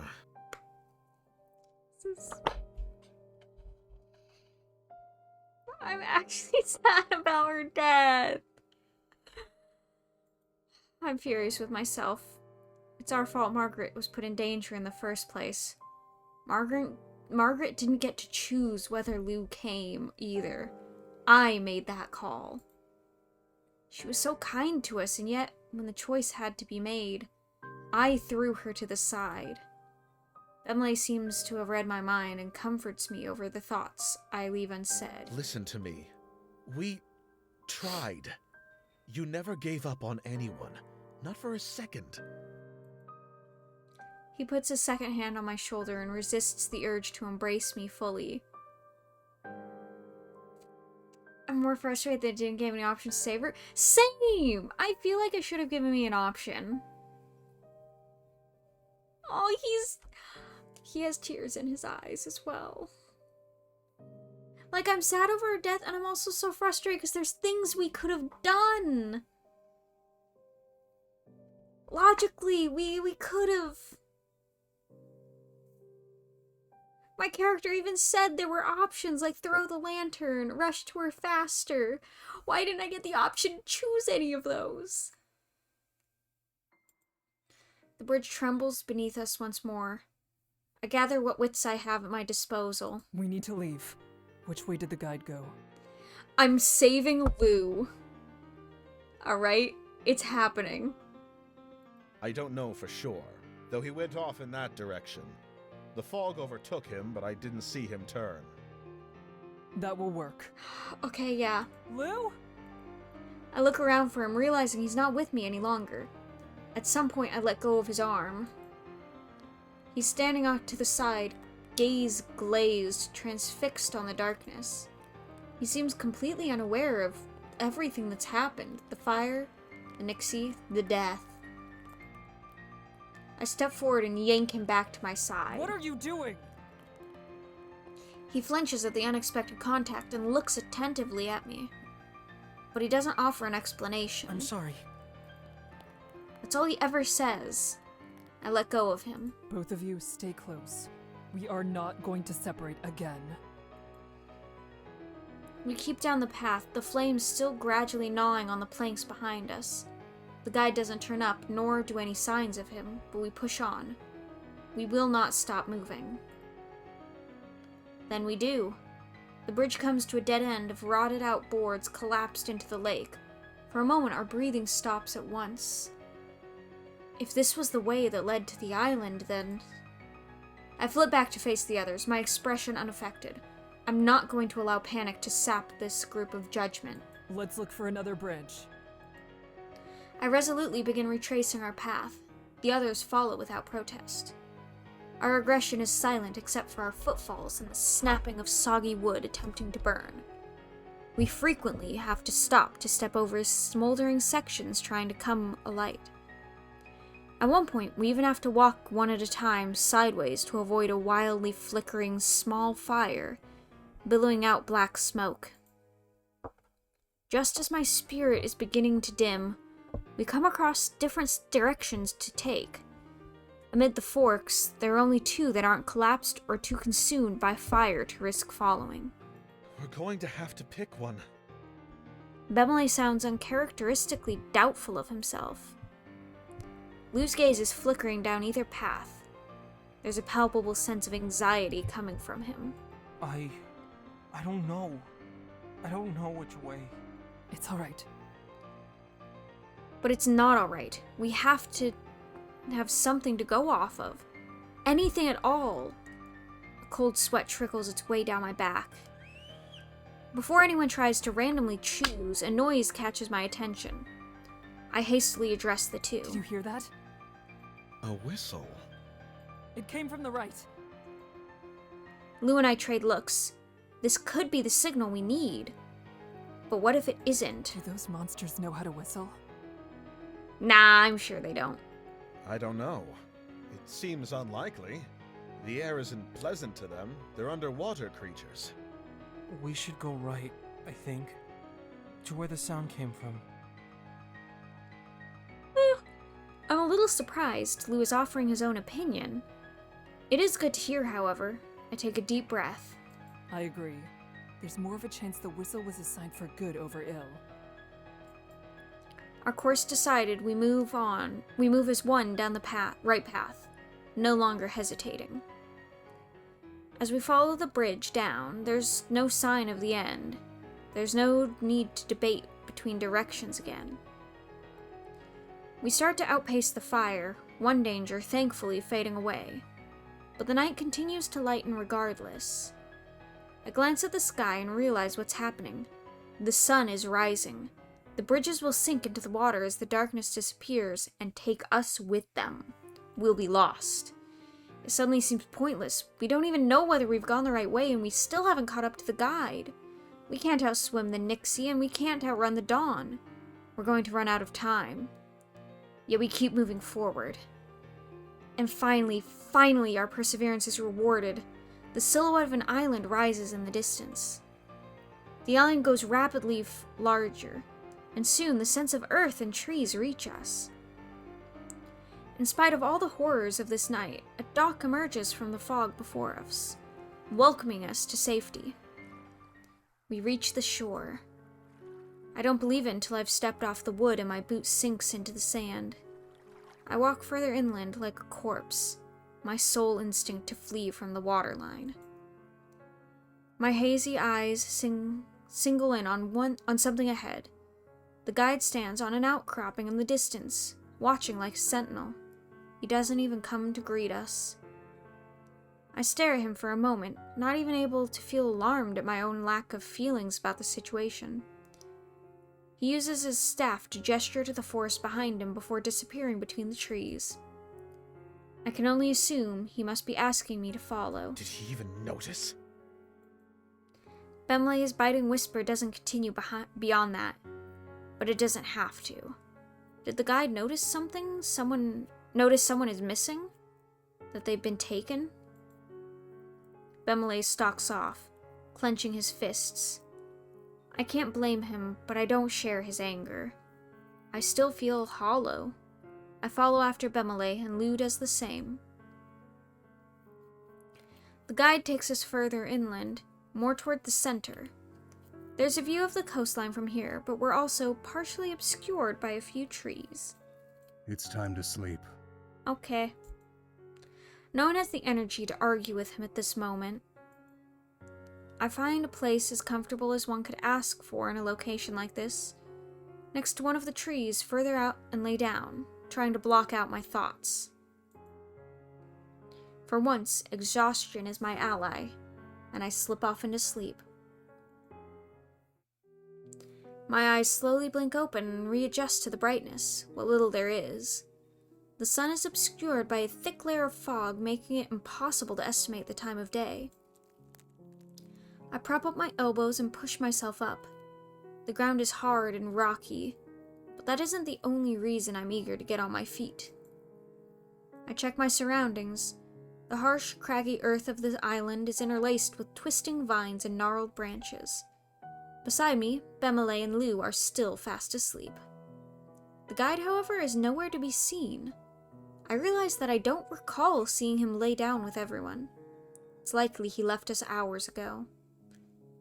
There's a creeping silence here.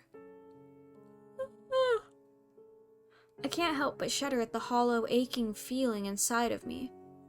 It refuses to relent. I shift my weight back and forth, unsure of what to do with myself. Memories of last night's harrowing journey flicker through my mind. Bemele wakes suddenly, rising with alarm and startling Lou awake as well.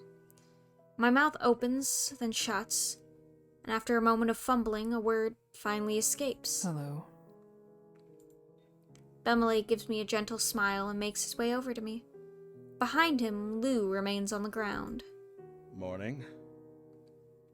Morning. A pocket of quiet descends over us. Bemele sighs. The atmosphere is weighing on him already. We should eat something soon. I don't trust what is on this island, so I'll have to split my supplies with Lou. I still have a few rations left. I'd be happy to contribute. Don't worry about me. I'm fine. I'm not hungry. Lou's back is turned against us. He still hasn't gotten up out of the dirt. You should eat. You have to keep your energy up for the day ahead. Bemele speaks encouragingly, like he's coaxing a nervous horse. Lou buries his head deeper into his knees as he curls into a tighter ball. No thanks. Bemele lets slip a small chuckle. Well, it seems I've lost my role as the childish one around here. Aww. No, you're both just childish. And that's okay.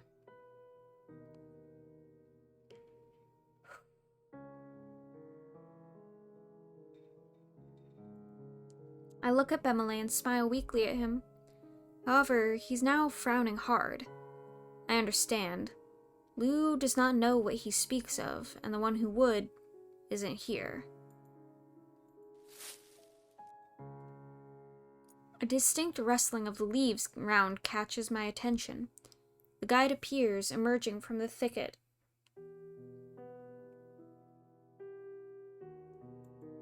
Bemele glares at him as he makes his way over. Lou doesn't seem to notice as he's still facing away. The Nixie will not tread on land in daylight. However, being near the shoreline is still dangerous. If you leave the center of the island, remain cautious. Before Okay. the sun sets, I will be in this area. It would be wise to meet me here before nightfall. Okay.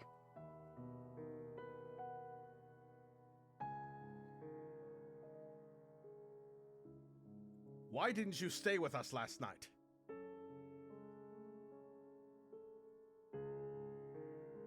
I sharply turn towards Bemele, and as he snarls and confronts the guide. If you had Okay. just been there, none of this would have happened. She didn't have to die. I'm pretty sure her dying was my fault. Not gonna lie. That's my bad, Bemele. My bad. The guide stands unflinching and completely unaffected. If all you're going to do is leave everyone to be lost, then why bother guiding us at all? Okay, he did tell us that one of us was gonna die. So, like, I mean, he's holding to what he said. Despite Bemelé's severe words, the guide apparently considers his piece here finished. He turns towards the forested area from which he came. Wait! Bemele calls out to the guide, reaching towards him. Before he can make contact, I quickly place a hand on his shoulder. Maybe don't. He lowers his arm to his side, though I can still feel wrath emanating from him. We stay this way until the guide disappears from view. Bemele begins to kick at the ground, spraying tiny pieces of gravel about. Bemele, I know you're angry, but regardless of our feelings, we need the guide. If he leaves us, we'll all die. And we've done so well with him. I give him a cold glance. We won't even know which bridge to take without the guide. Bemele knows that. This needs to stop. There are people counting on us to make it back. And what of Lou? We can't afford to lose our way. The anger etched into his expression fades into sadness. You're right, Kika. You're right.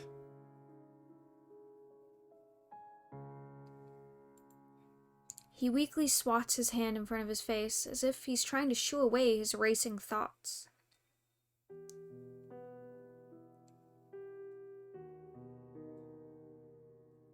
I can't stay here right now.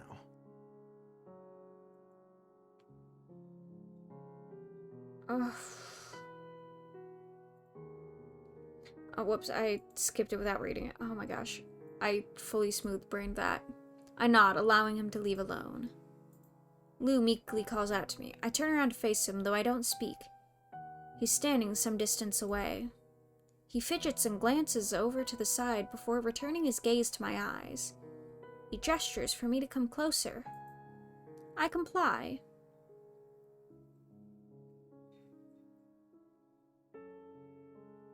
He begins to whisper at me, but he fumbles with his words, and I cannot make out anything he says. I look at him inquisitively. Finally, he speaks up enough to be clear. I'm sorry for what happened last night.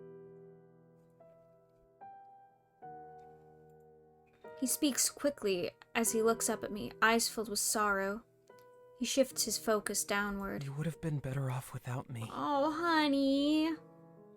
No, this was my fault. It was all on me. It's not your fault.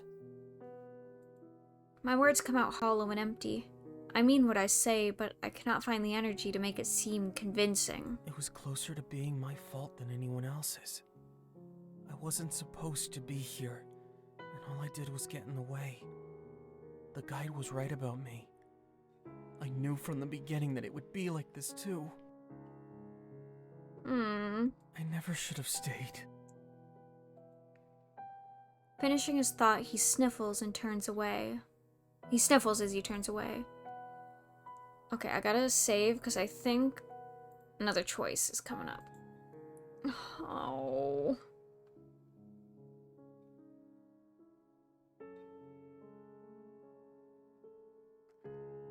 I don't want Lou to die. Okay, I have to think ahead, so I'm gonna talk to Bemele again because I'm still pursuing him in the romance section, but maybe we choose to go on the walk together with Lou later. I don't know. Quietly, I speak. I have to see Bemele. Lou continues walking away from me, but I do catch him flinch at the statement. I assume that he heard me, though he decided it was best not to acknowledge it. I look away from him as he retreats. Lingering for only a moment, I start following the trail Bemele took. It doesn't take him long to notice that I'm there, and he slows his pace so I can easily catch up. We fall into step for a short while, neither of us speaking. Eventually, we come to a thick stand of trees and wordlessly weave our way through the branches. Once we're hidden by the foliage, Bemele leans against a tree trunk, head hung low. Negativity radiates off him, but I don't know what I should say. Fortunately, he breaks the silence. I apologize for back there. I nod firmly. His reply isn't unexpected. For as long as I've known Bemele, he has had a tendency to let his temper flare, then regret it later after processing his thoughts. I know that dealing with these sorts of situations calmly is part of the job, but I cannot tell myself everything is fine or that none of it matters. Sure, I can feel something without it being anger, but I've not figured that out either.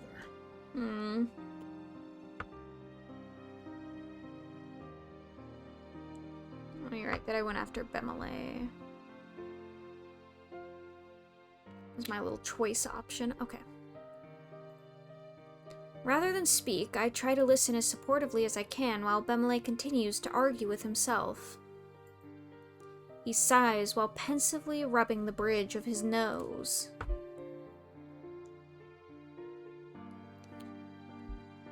Am I simply being foolish? Would it really have been so harmful to try and help someone else instead of focusing solely on oneself? It looks to me like we're telling ourselves these lines to avoid responsibility. I don't know. It's possible you helping would have worked better. It's also possible it would have been worse. Bemele stares across the empty waters of Sinlos. I want it to be clear that I have not forgotten that those people across this lake are depending upon us. Not for a moment. But would they want us to be so focused on them that we should turn a blind eye to others right in front of us? Even if they would, does that matter? We are more than weapons, we are people. Do we have to cast that aside, turn away from our fellow humans, just to achieve a so-called greater good? It is not as though this village is a haven of saints. They are only as worthwhile as we are and these people on the bridges with us, aren't they? I don't know. I can feel the weight of his words settle upon me. I've had similar thoughts, and have questioned what the correct choice is, but unlike Bemele, I've always been silent. I clench my fists tight to try and stop from saying something rash. Bemele closes his eyes tight and rubs his face again. It's clear this hasn't been enough to give him much peace. Eventually, his eyes reopen and look directly into mine. What do you think about all this, Kika? Please, be honest with me. I want to hear it. Suddenly my eyes are hot, my vision blurs slightly from tears I desperately am trying to hold back. I really don't know. That is the truth. My words are soft, whether he heard or not. The look on my face is enough to garner attention. His eyebrows shoot up in surprise. He walks over to me slowly, concerned. Kika, what is troubling you? I don't know, maybe the fact that I just watched someone die. Maybe that's, maybe the fact that my decision led to someone dying is what's wrong with me? I don't have Is the what's answers troubling to what me? you were wondering. Who are we meant to protect? Everyone we can? Whoever we're told to serve and no one else? Just ourselves? Should we only try to protect others when the risk is minimal? I have no idea what the right option is. Bemele's confusion only mounts with my words. I am sorry for disappointing you. No, you haven't Aw. disappointed me in any way. I never should have expected someone else to give me answers to those kinds of questions. It is only... I did not think that... He does not finish his thought, but I know what he meant to say. You did not think I was concerned with these issues? He smiles awkwardly over being caught. Yes. You never seemed to be bothered by anything we experienced before now. With his words, my carefully held resolve crumbles. In an instant, my cheeks are wet with hot fluid cooling in the chill air as it slips down my face. I've always cared. I've always been afraid and confused, but I have kept up a... Oh. I stop and gasp for air, my throat almost as tight as when we were running on the bridge. Oh.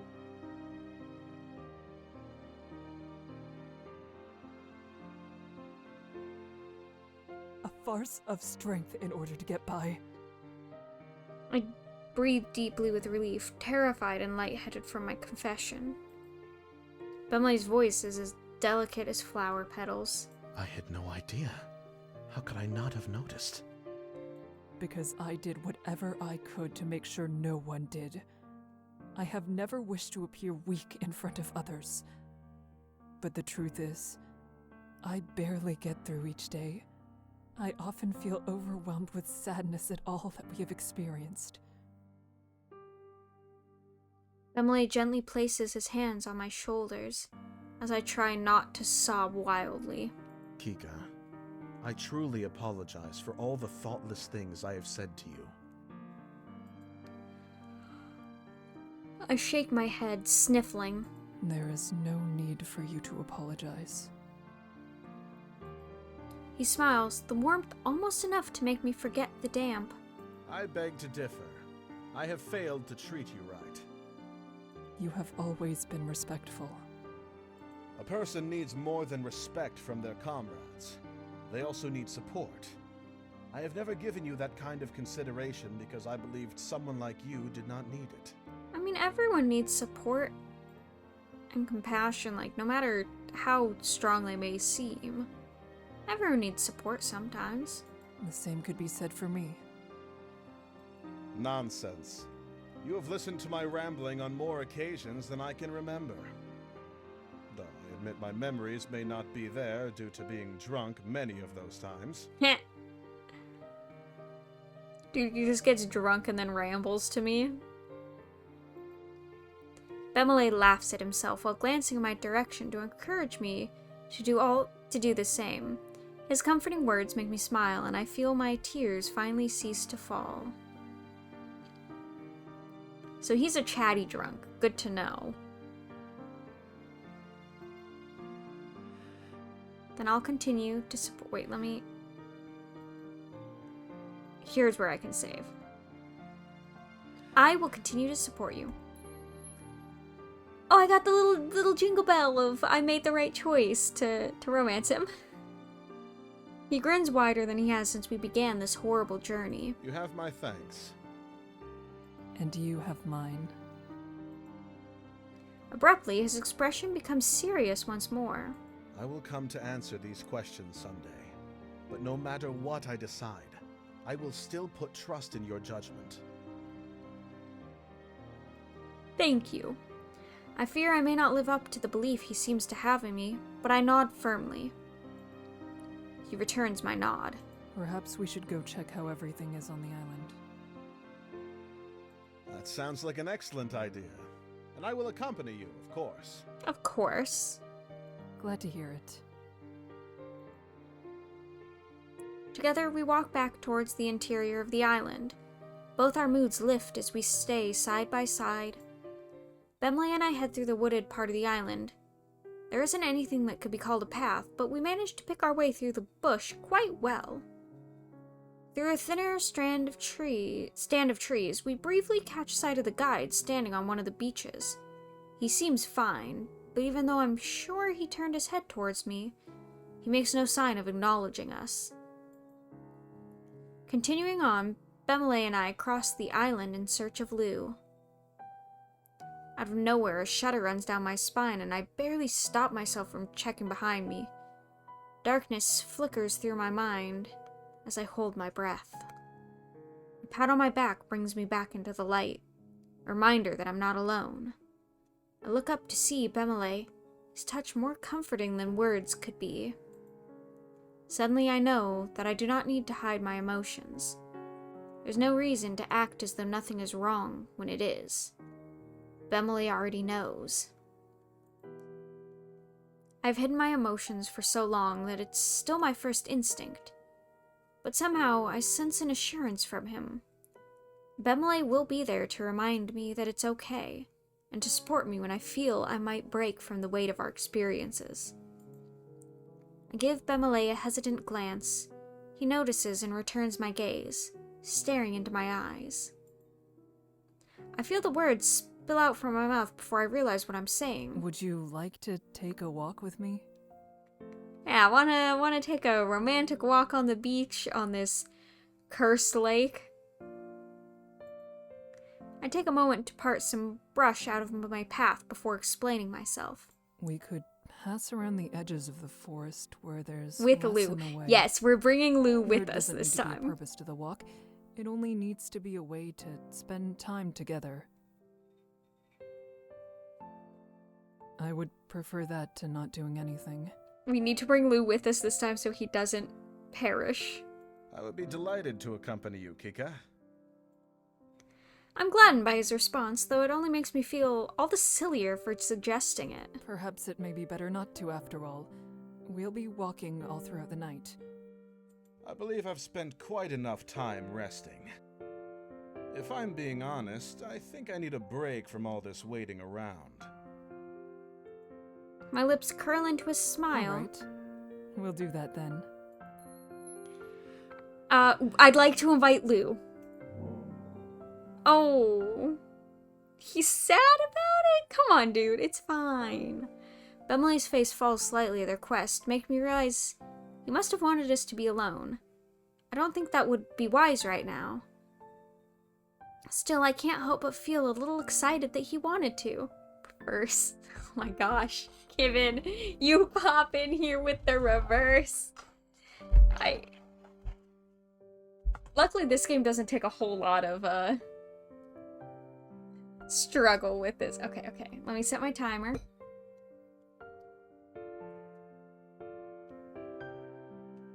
Okay.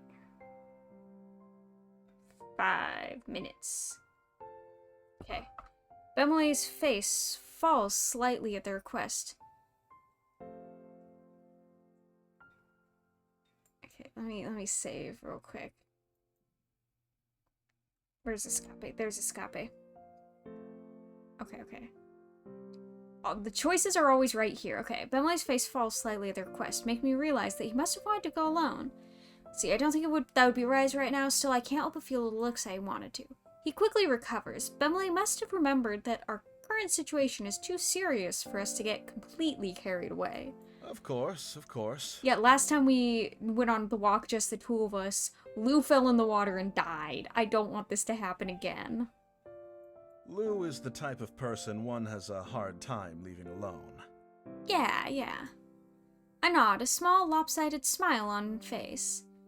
Lou is always full of surprises, whether that is for good or not. Yes, that's true. Still be time for that after you cross the bridge. Ugh. We scour the area for Lou. It doesn't take us long to find him. He appears to be alright, though still strange. Hello, Lou. Are you holding out all right? He's like a lost puppy. Yeah, he kinda is. He turns towards us and blinks, like he's waking from a sleep. Seems as though he didn't even notice us until now. He looks away once more and smiles bitterly to himself. Everything's pretty much how I expected. Make of that what you will. I frown as a response, but I try not to let it bother me too much. This seems to simply be Lou's way. Take care of others. Take care of yourself. Both are important. Lou doesn't respond to Bemele's advice. I decide to attempt it myself. Are you ready to eat, Lou? Come on, Lou. You gotta eat. You gotta eat something. Lou pauses for a moment to consider this. Okay. If you leave something for me, I'll eat it soon. No. We can oblige that. After you take a nice stroll with us. Thank you, Bemele. Thank you, yes. Lou looks at Bemele, clearly lost. We would like to spend some time in your company. Yeah, the three of us. Lou huffs at us, as irritated as he is bemused. I'd only get in the way of you two. No. You can go without me. No, I know how this plays out if you don't come with us. Nonsense. Something will absolutely be missing if you don't come. Like your life. Lou still doesn't look convinced. I plead softly. Please? Lou just sighs and turns his gaze to the I'll dirt. come. Thank you. Bemele sneaks a satisfied grin at me before looking back at Lou. Good man. Thank you. Lou keeps his eyes fixed on the ground, but gives a sad smile that presumably is meant for us and not the sand. The three of us begin our walk, conversing lightly as we meander around the island. So, Lou, what do you plan on doing tomorrow morning when this journey has come to a close? Is he gonna try and go back? Because he was trying to go to the other side of the bridge. Is he gonna have to restart the whole journey? Lou peers off into the I'm horizon. going home. His tone is startlingly dark. I'm perplexed. I've never heard him speak in such a way before. I'm not sure whether he's worried about not making it back home or worried about what will happen once he does. I can only hope that he will be alright in any case. I'd like to see where you are from one day. Perhaps Bemele and I could visit sometime. Yeah, well, we'll come visit. Lou gazes directly at me. Hidden beneath his flat stare is the impression of vulnerability. Bemele chimes in. And you're always welcome to visit us at our village as well. Yeah, we're friends now. We're besties now. Bonded by trauma. Never one to be lost for something to say, Bemele moves right along despite Lou's lack of engagement. Say, do you like animals? You look the type. Are you suffering yet? Kevin! You missed the worst of the suffering when, I did make a choice that got one of my companions killed. So... You missed the worst of the suffering. Good, Kevin! How could you?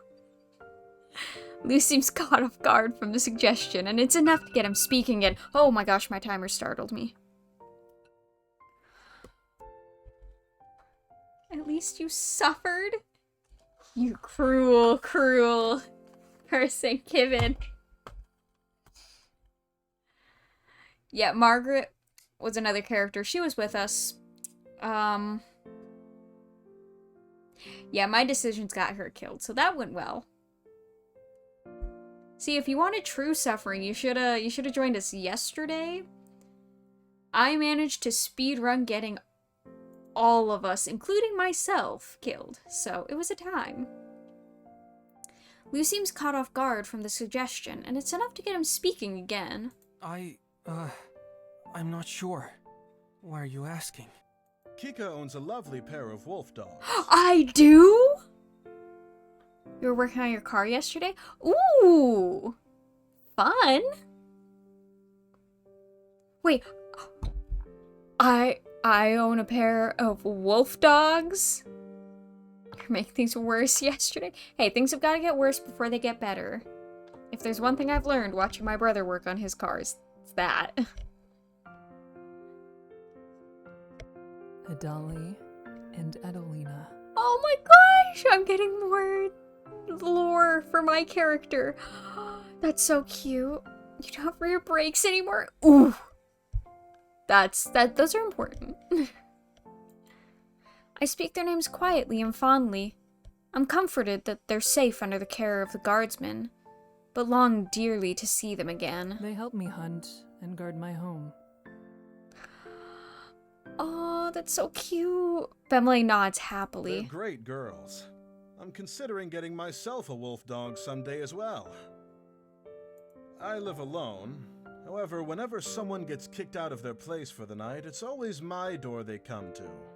I've never had the heart to turn them down, but perhaps a threatening dog may Okay, discourage Bemele, them you from never showing up. turning anyone down is probably why they keep coming to your door. Not gonna lie. I can't help but chuckle. Any dog raised by you will not be threatening. Besides, I know you do not truly want to scare anyone away. Runs are trucking through it though. Well, that's good at least, Kevin. You do have a point there. Still, those dogs are So something. you have to go back for your A dogs? person couldn't ask for better partners. Yes. Okay, but on the return journey, we can just go around the lake. We can just go around. Lou looks genuinely intrigued at the idea of Adelina. I smile at The him. two of them would like someone like you, Lou. You're approachable. Lou shifts uncomfortably. He shrugs noncommittally. Sure, maybe I could visit sometime. Yes, come visit. Come visit us, Lou. Well, our doors are always open for you. I'm not sure if we made Lou feel any better about his situation, but I know the conversation has helped me. Bimley is remarkable in that way. Wait, let me save. 'Cause what are the odds? What are the odds that this has something bad? Like, surely. Walk closer. Allow myself to drift closer to Bimley. There's not too much space between us as we walk side by side. Bimley views me from the corner of his eye and looks more than pleased.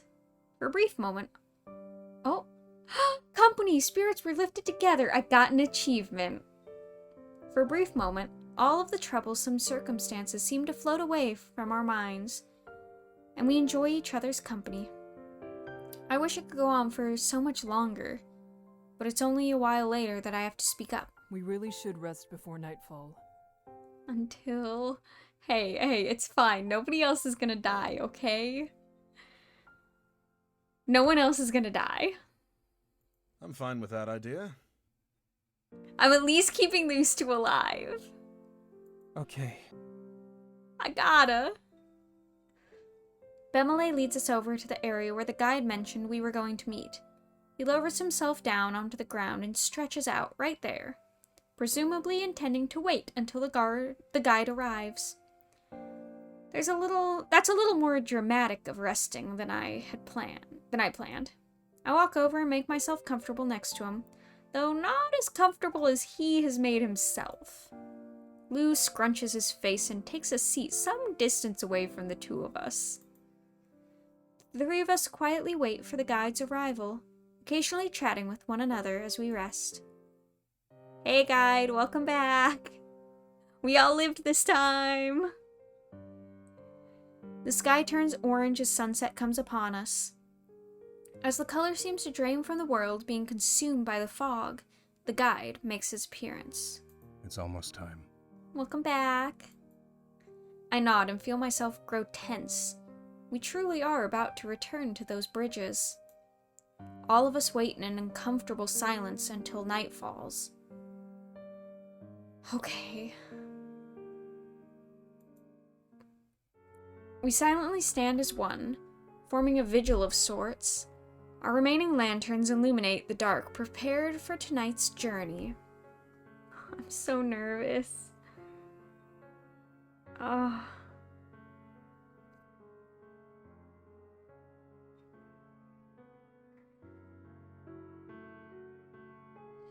I'm so nervous. For a moon Walmart with a moon mega parking lot? Ooh, that'd be something. Okay. And yet, the way forward does not appear. The bridges haven't risen from the depths.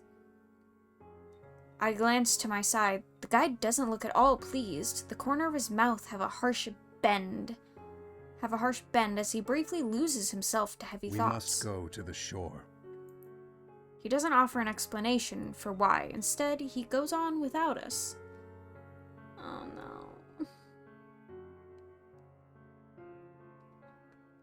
I follow after the guide, my forehead creasing with swelling worry. I'm spam saving, I know, but I'm nervous.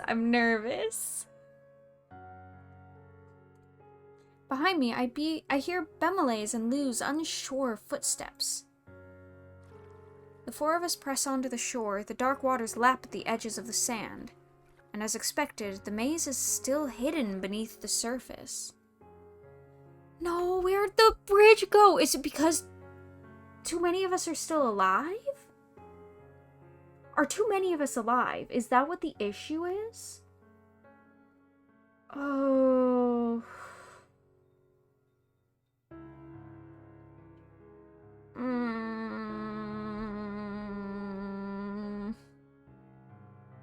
The guide grips his staff tighter still, his knuckles turning ghostly white. He sucks in a breath of air like he's about to speak, but he hesitates. We all stare at him expectantly. Something's gonna grab him. Something's gonna grab him.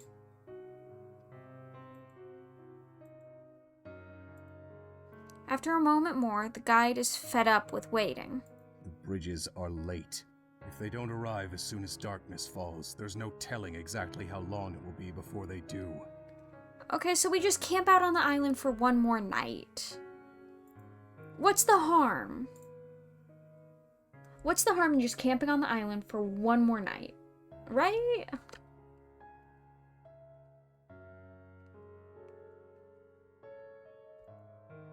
Bemile's face immediately sours, and he isn't able to stay silent about his feelings. So we're going to waste our time standing idly by.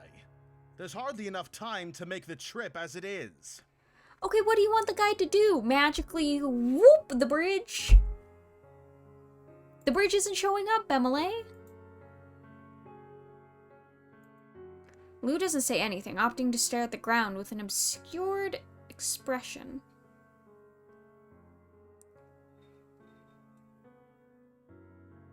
Ugh.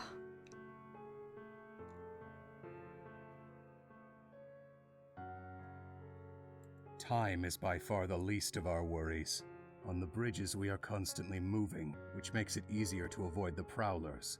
However, this island does not offer that luxury. We're trapped here.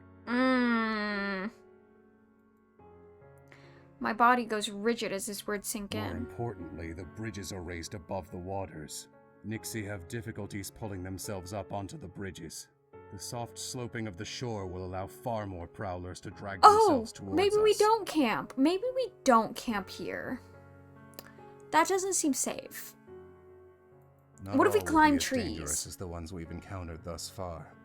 However, we could easily be overwhelmed. To practice climbing trees, we climb the trees. A pit forms deep in my stomach. I stare at him aghast. I had no idea the situation was that dire. I glance from the waterline to the trees. What I'm looking for, I don't know. A sign of what might be to come, perhaps. Sleep in the trees? Exactly. Because if they have so much difficulty dragging themselves onto the bridge, surely they aren't equipped to climb a tree. Right? I wonder if those fires had anything to do with this. Bemile's words are biting as he wonders aloud. Guide answers Bemile firmly, wanting to put an end to his speculation. No. Whatever magic controlling the bridges is inconsistent. Humans haven't found a way to impact it. We can only do temporary physical damage to the boards.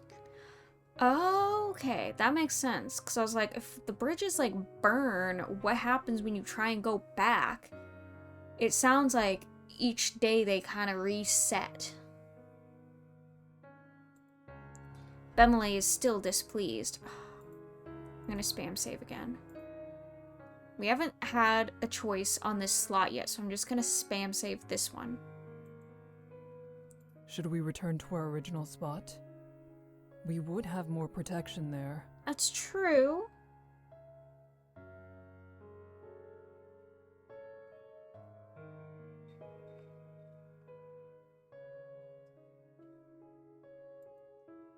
The guide closes his eyes and suddenly looks very worn down. Staying in the center of the island is the safest option. However, there's the risk that we may not be able to reach the bridges when they do rise. Prowlers could have taken full control of the shore by then. Remaining here with our lanterns will ensure the prowlers cannot move freely. It's true. My brows involuntarily knit together. I don't like the sound of taking additional risks in an area that is already so dangerous. But our options are thin.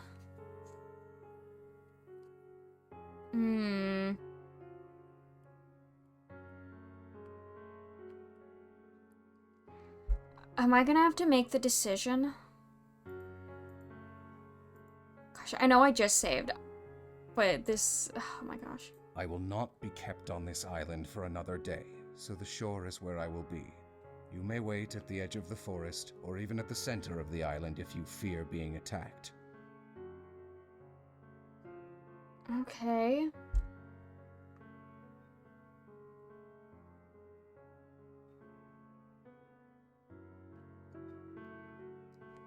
So we have to choose to either stay with him or go back to the trees. That's not ideal.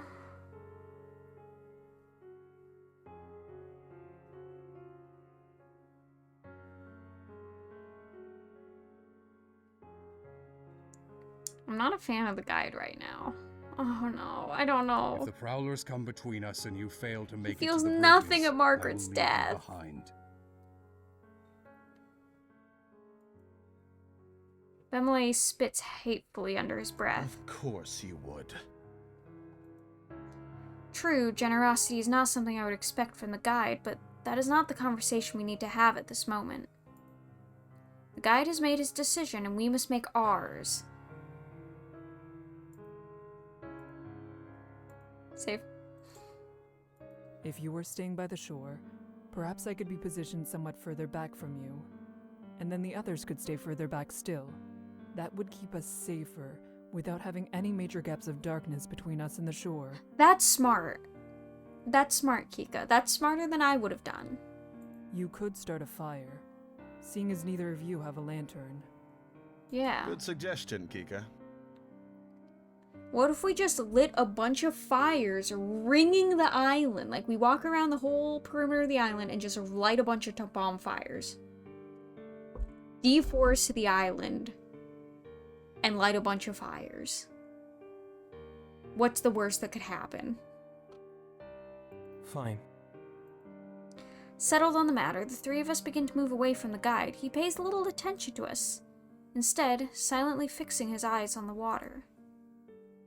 I take my place in the middle of the shore while Bemele and Lou hover closer to the island's core, on the line between dirt and sand. After getting a sense of where they are, I turn my gaze ahead. First, I think I'm being fooled by the fog. There are several white dots playing along the edges of the water. That's a lot of the enemies. Dark globes begin to surface, and I see them for what they are. Eyes. So many white, dribbling eyes gleaming sharply against their pitch-black bodies as the Nixie bob up and down. They surface and disappear in a loop, each time more sets of eyes and closer, surveying us more intently. Then they cackle.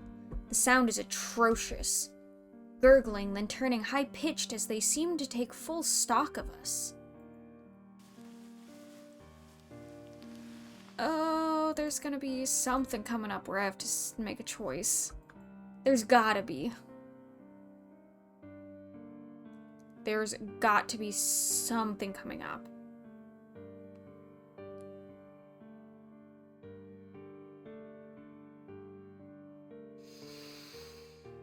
I plant my feet firmer. With the threat rising, I decide to take one last moment to check on the others. Bemele is tending to a small flame, however, I don't see Lou with him. Immediately alarmed, I raise my voice to call for him. I'm okay. Lou, what are you doing? Oh, that's smart, Lou. See, Lou, that's what I thought we should have done. Climb the trees. A bit of rustling comes from above. I'm at a loss over what's happening before I realize that Lou is speaking from up a tree. Before I can ask what he's doing, Lou I continues. figured there's not much of a chance any Nixie will get a hold of me here. They won't climb. Exactly. His voice is lighthearted, with an easy confidence. With a slight shake of his head, Bemele chuckles at Lou. Let's see if you'll get down from there as smoothly as you climbed up. Aw, I love their dynamic. That's sweet. It's wholesome. It's wholesome. One of us is gonna die. Don't worry about me. He still sounds fully self-assured. I smile to myself. I'd like to believe that Lou will truly be safe from those predatory creatures this way. With the two of them doing as well as they can be, I cautiously back up to my original position. I've returned my full focus to the shore. As we feared, this is becoming a pressing situation. More prowlers rose from the waters, while my attention was on those two. The guide's got it handled. They've surrounded the guide on both sides. The only way to gain distance from them would be to delve further into the island, yet the guide shows no sign of giving up on his position. At that point, I feel like it's on him. Right? Right? I don't know. I haven't had a decision yet on this save, and so I'm just gonna keep saving there. He remains where he is, resolving to keep all the monsters near him in his sight. I grow more unnerved the longer I watch this. The guide seems impervious to the dangers of Sinlos. Oh, seemed impervious. This is the first case where I can't tell whether he will continue to be fine as always or not. It's a distressing notion. Okay, I have a feeling I'm gonna have a choice to go help him or stay where I'm at or something. If I do, I think I'm gonna stay. I'm just spitballing ideas of what I think's gonna happen. I think if I go to him, I'll save him, probably. Or he'll be fine either way, I don't know. He's got his lantern. But I have a very strong feeling if I go to help, if I leave my position on the shore,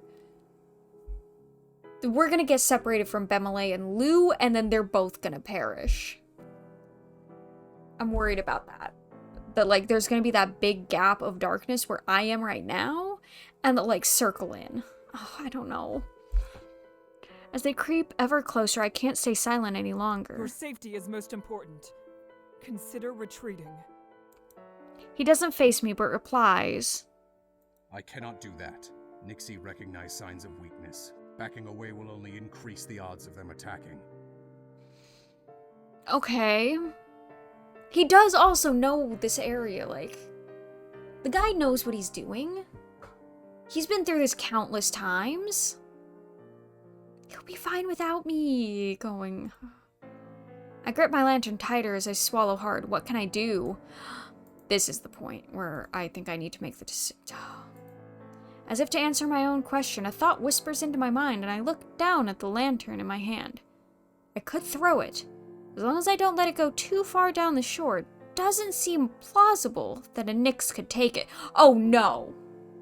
Oh heck no! We're not throwing the lantern. It's not happening. But if I do lose the lantern, then... Watch. I'm just gonna watch. I can't act rashly here. The guide has managed through every situation we've been through, as well as countless others we did not bear witness to. I resolve to continue what we've planned and keep my position. Without flinching, the guide keeps hold of our position in the waterline. I periodically switch between watching him, the others, and the rest of the shore. As I scan the forest, there's a stinging groan. Was that the guide? It can't be. Oh no. Did I get the guide killed? Oh, no. Oh no. Okay, well, let me write that I didn't go help the guard and help the guide. I keep my little track of choices. Oh no. Oh, thank you for the follow! Akintoli? Welcome!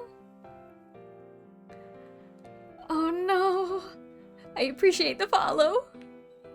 He's crouched low on the ground, staring forcefully at a group of Nixie head-on.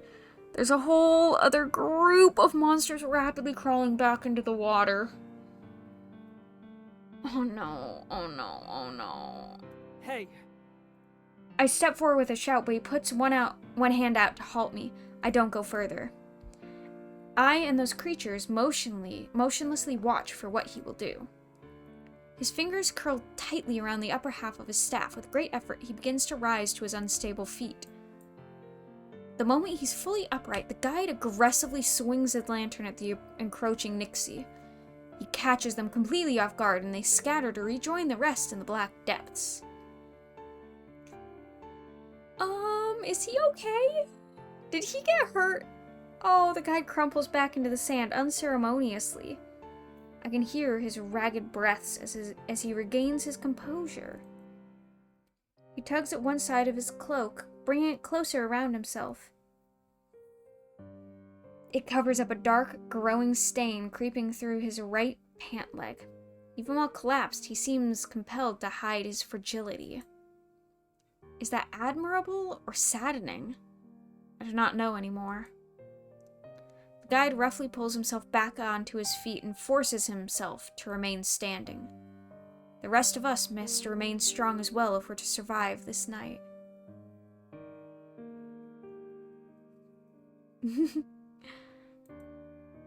Gripping my lantern, I watch over everything and everyone in sight. 5 months too much! Ayo! No, it's 5 months of wonderful, wonderful times. You know you love it here. You know you love it here, Kevin. Gripping my lantern, I watch over everything and everyone in sight, vigilantly. Are you gonna bully me?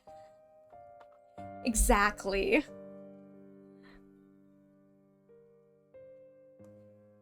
Hey. Okay, after an untold period of time, the water begins to stir. There's an unusual gurgling, a sound I never thought I would be this relieved to hear. Slowly, creakily, the bridges make their nightly appearance. Sinlos is an overwhelmingly cruel environment. This island has felt like a safe haven for such a short time ago. Oh no, this island had felt like a safe haven such a short time ago, but that has been twisted to the point where I'm grateful for a chance to return to the maze. And we may not even reach that. More Nixie are breaching the water and retching themselves onto the sand. The guide signals to all of us. We have to leave. Okay. Am I gonna have a choice to, wait for them or to go? Thanks to his position on the shore, the guide is able to board the bridges without confrontation. For the rest of us, however, the Nixie began to crowd the opening. It appears they want to get on themselves. We have desperately little time before we'll be cut off from the guide. I look to my lantern. Will this light alone be enough to cause them to disperse? Wait! We have to hurry! Lou is still up in the tree! Lou's still up in the tree. He's not ready to run. Bemele appears at my side, dragging... Oh, thank goodness. Thank you, Bemele. Thank you, Bemele. Dragging Lou's arm in one hand and his sword in the other. Lou yanks himself free of Bemele's grasp and doesn't seem very happy at the treatment. Like the tree on fire? Honestly, yeah. Why don't we at this point at least bring a couple... Why don't we at least bring a couple, branches with us? Wait, you meant light the tree with him in it on fire? No, Kip. Okay, why didn't we, cut down a bunch of branches to bring with us? Since we know 2 of the 4 of us don't have lanterns anymore. We still have matches. We could have cut down branches and had little torches still. And then had a bunch of, branches ready to light on fire and throw at the Nixie so that if more prowlers came... Oh my gosh. Let's see, Lou yanks himself free of Bemele's grasp and doesn't seem very happy at the treatment. Being taken into the water is the biggest threat with these creatures. While we're on the shore, we can keep enough distance to avoid it. I can help push them back. I appreciate his confidence, but I'm still not certain his help will be worth the risk. 2 is more intimidating than just 1, and there are many more prowlers lurking. However, physical wounds don't hurt them in the same way as they do people. I can still use my lantern alone. That has been the one weapon we've wielded against them thus far. Let's just save real fast. Let's see, my mind goes over every point I can think of on a loop, but there isn't that kind of time to spare. I have to give an answer. Give me a second. Oh no. Oh, I'm gonna have to make a choice. Do I let him help me, or do I just use the lantern? Oh my gosh.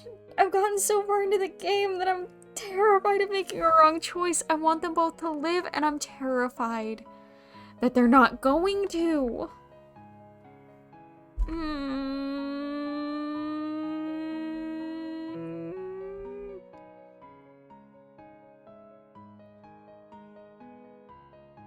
Oh my gosh.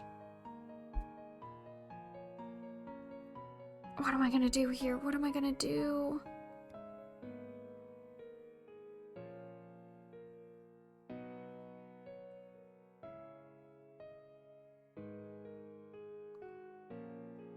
Oh, what am I gonna do? Take oil from the lantern or rub it on the blade of the sword and set it on fire? Honestly, that's smart. I only need the light. Bentley frowns hard at me. He looks at me, seeming like he desperately wants to disagree. Lou appears doubtful. Okay, I am setting that if one of them dies in this, I'm going back to that save. I shake my head at them. There's too much risk for you to come with me. I'm going now. Wait, no, they're gonna be left behind. I turn on my heels. Oh no. I feel like I'm regretting my decision.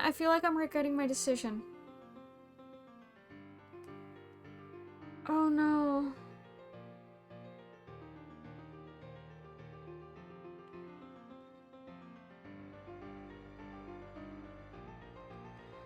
Oh, I'm regretting my decision. I'm really worried. Oh, okay.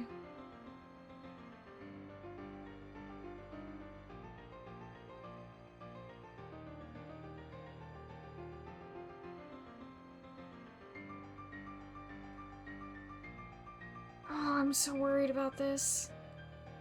I turn on my heels towards the Nixie. There's even more of them now. They drag themselves pitifully along the ground, reaching out their hands in our direction like beggars. Unfortunately, nothing can be done to help these creatures. As I approach, they curl their bodies from the light of my lantern. None of them move to retreat, however. Eyeing them warily, I quickly jump forwards in hopes of startling them. A few hiss and flail, pulling themselves into the water. One responds in a different way. It returns the aggression by lashing out and knocks my light free. I gasp.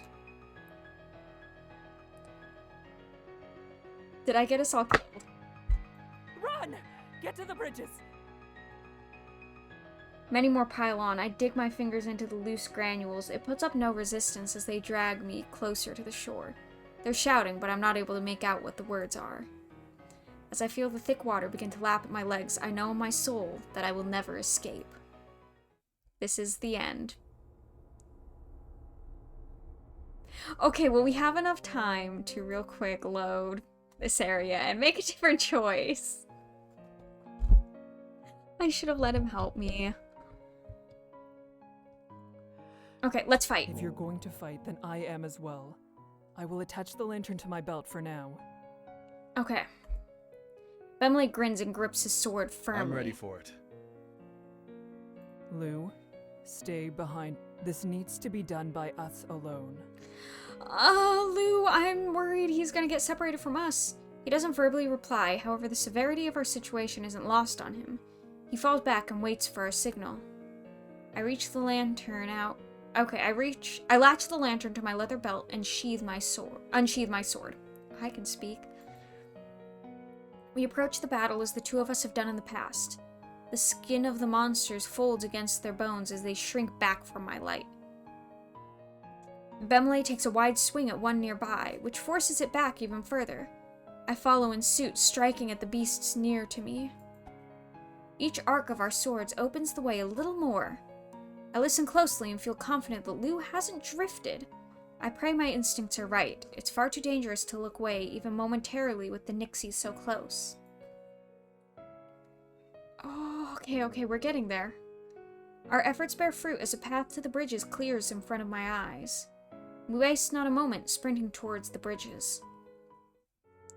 With the others near my side, I amble back into the maze. We don't stop until there's a considerable distance between us and the shore. It is there that we encounter the guide. Upon seeing his figure, I had a sigh of relief. We haven't been left behind.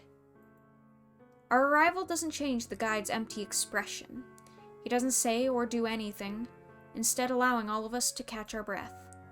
Bemele starts to laugh incredulously through uneven breaths. Such recklessness. I can hardly believe it worked.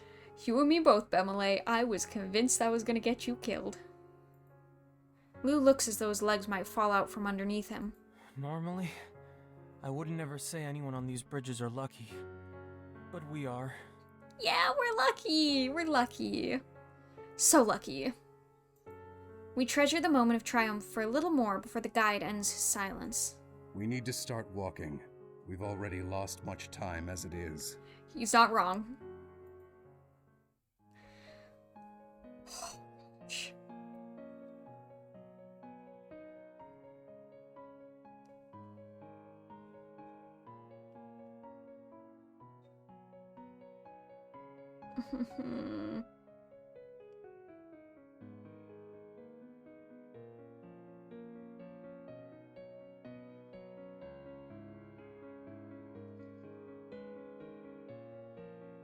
Okay, well...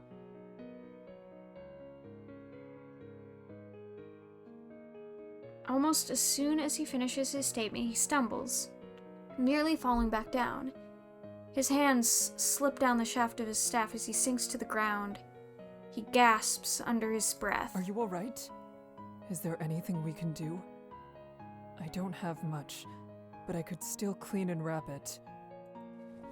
I take a few hurried steps closer. I reach my hands out towards him, which he curls away from like a barn cat.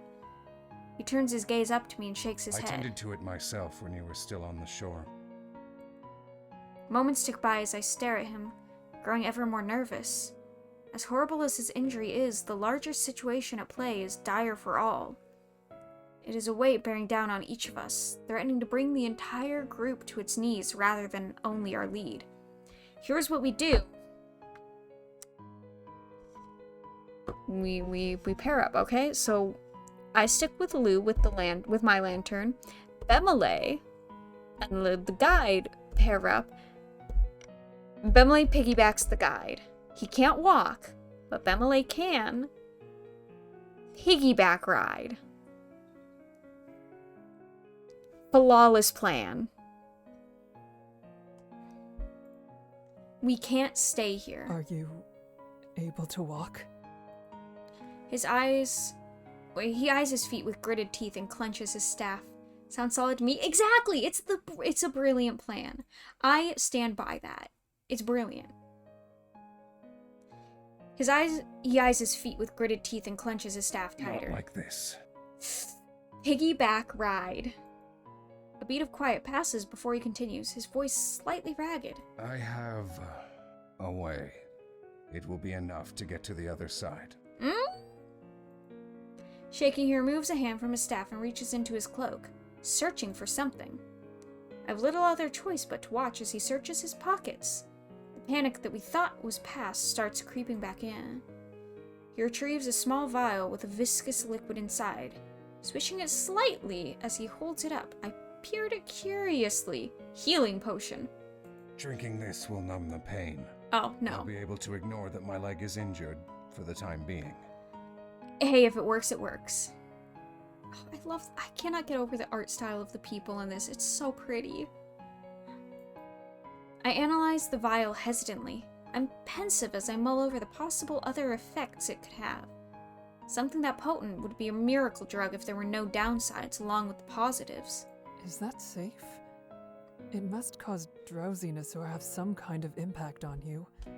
Not to mention, pushing your leg so hard when it's in that state could permanently ruin it. I mean, what other option do we have? Piggyback ride. We piggyback ride. I stand by this. He regards me as his lip twists partway into a snarl. My leg isn't broken. It will heal without issue once I'm able to treat it. In order for that to happen, however, I need to live. I mean, yeah, but broken bones aren't the only things that can, have lasting issues. I flinch slightly. He wouldn't usually snap at such a question. The pain must be truly getting to him. What about side effects? You didn't say what they were. Bemele steps in closer to the guide, his question harsh enough to be a demand. Bemele's trust in the guide has steadily declined since the first night.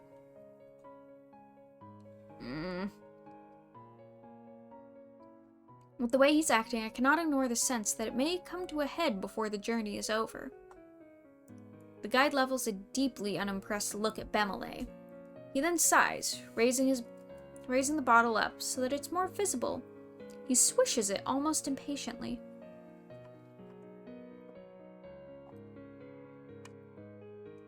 Speaking of drinking stuff, let me get some water.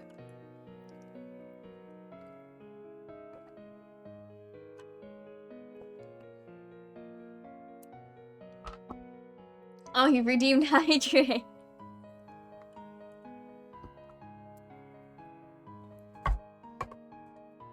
I'll hydrate, stretch, and shift how I'm curled up on the chair.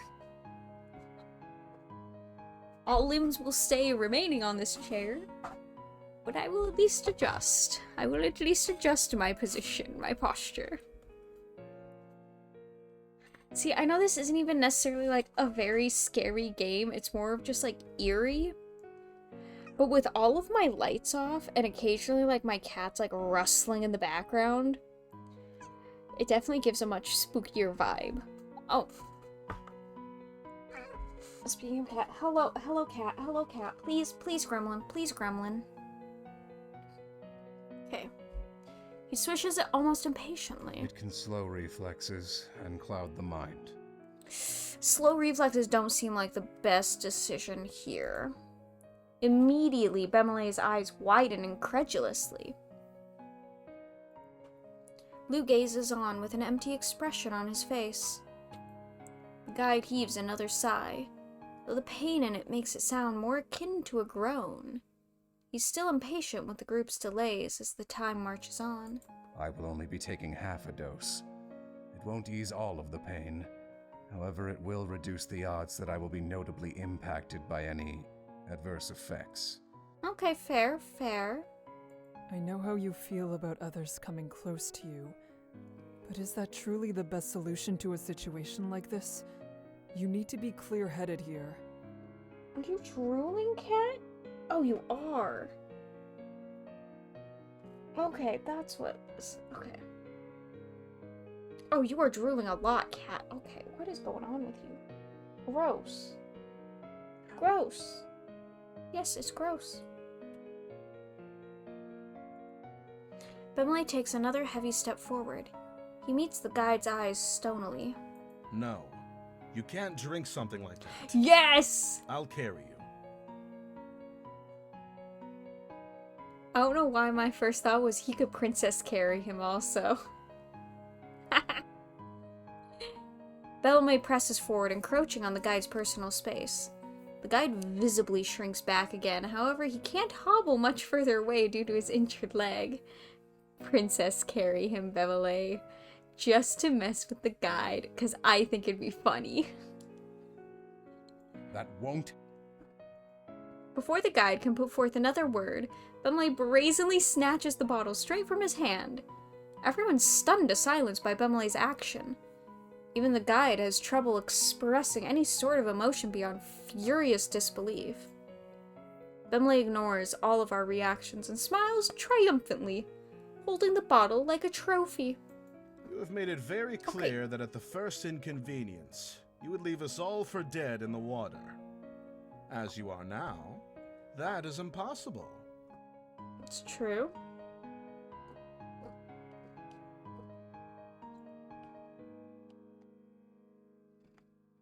Okay, the guide narrows his eyes at Bemele, who only gives him a taunting grin. Harry, why are you licking my leg? What are you doing? What are you— Stop it! Stop it! Okay, the guide narrows his eyes at Bemele, who only gives him a taunting grin. Guys, my cat is throwing a fit. She is so upset that I'm not paying attention to her. You're fine. Okay, let me readjust. She's not gonna leave me alone. Okay. Okay, there you go. Now you can sit on my lap, okay? So, this isn't about any possible adverse effects. You No. want to leave me injured and immobile on purpose. Oh my gosh, that's not what we're saying. Bemele shrugs, then returns to smirking, almost cockily. If there were no side effects, I likely would have thought nothing of it. However, mentioning those risks triggered something in my mind. You've never done what's best for the group, you only choose the safe option for yourself.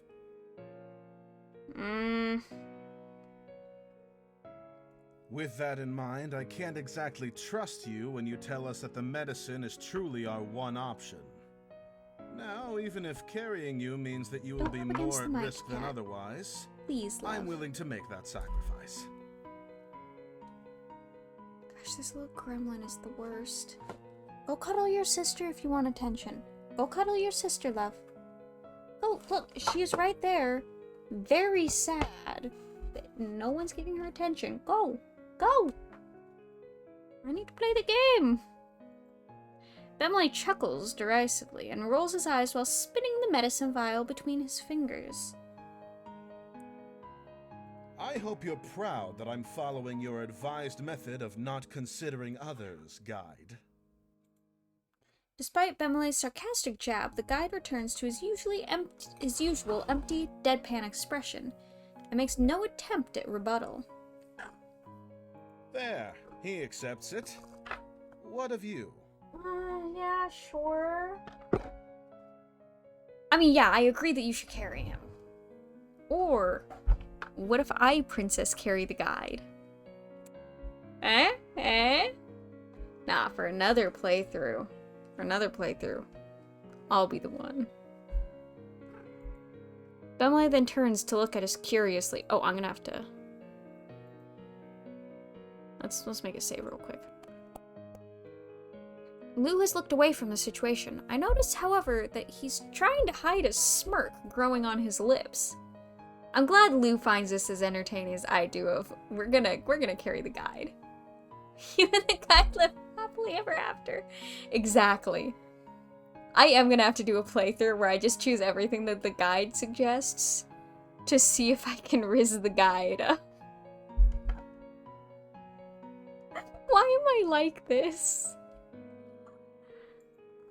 Bemele seems rather pleased by the reactions thus far, grinning widely at us. If anyone is worried about my ability to carry the guide for the rest of the night, you shouldn't be. Rest assured, a willowy man like the guide won't slow me down whatsoever. He's just like, yeah, no, the guide's tiny. I got this, fam.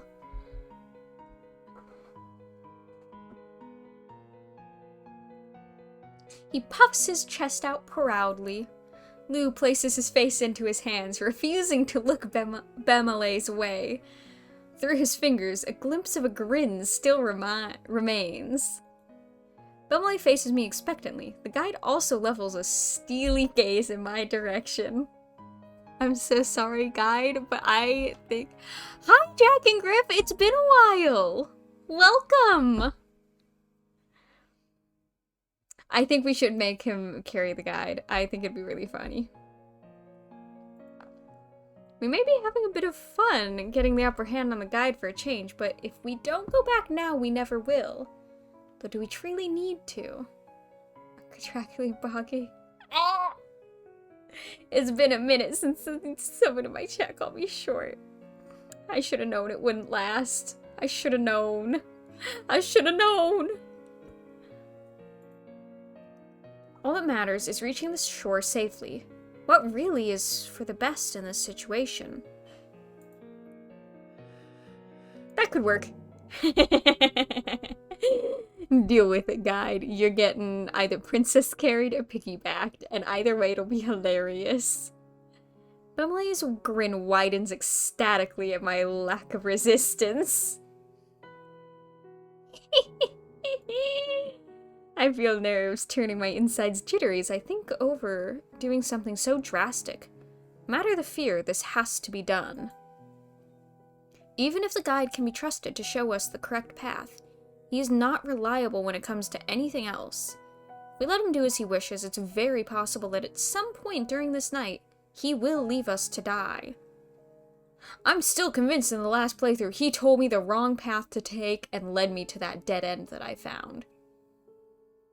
I'm convinced.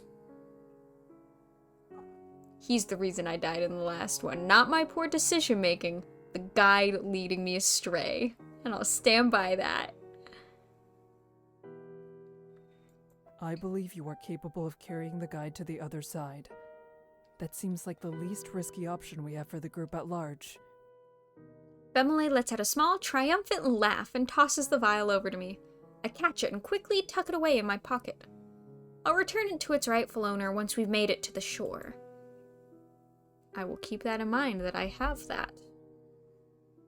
Maybe I'll end up needing it for me or Lou.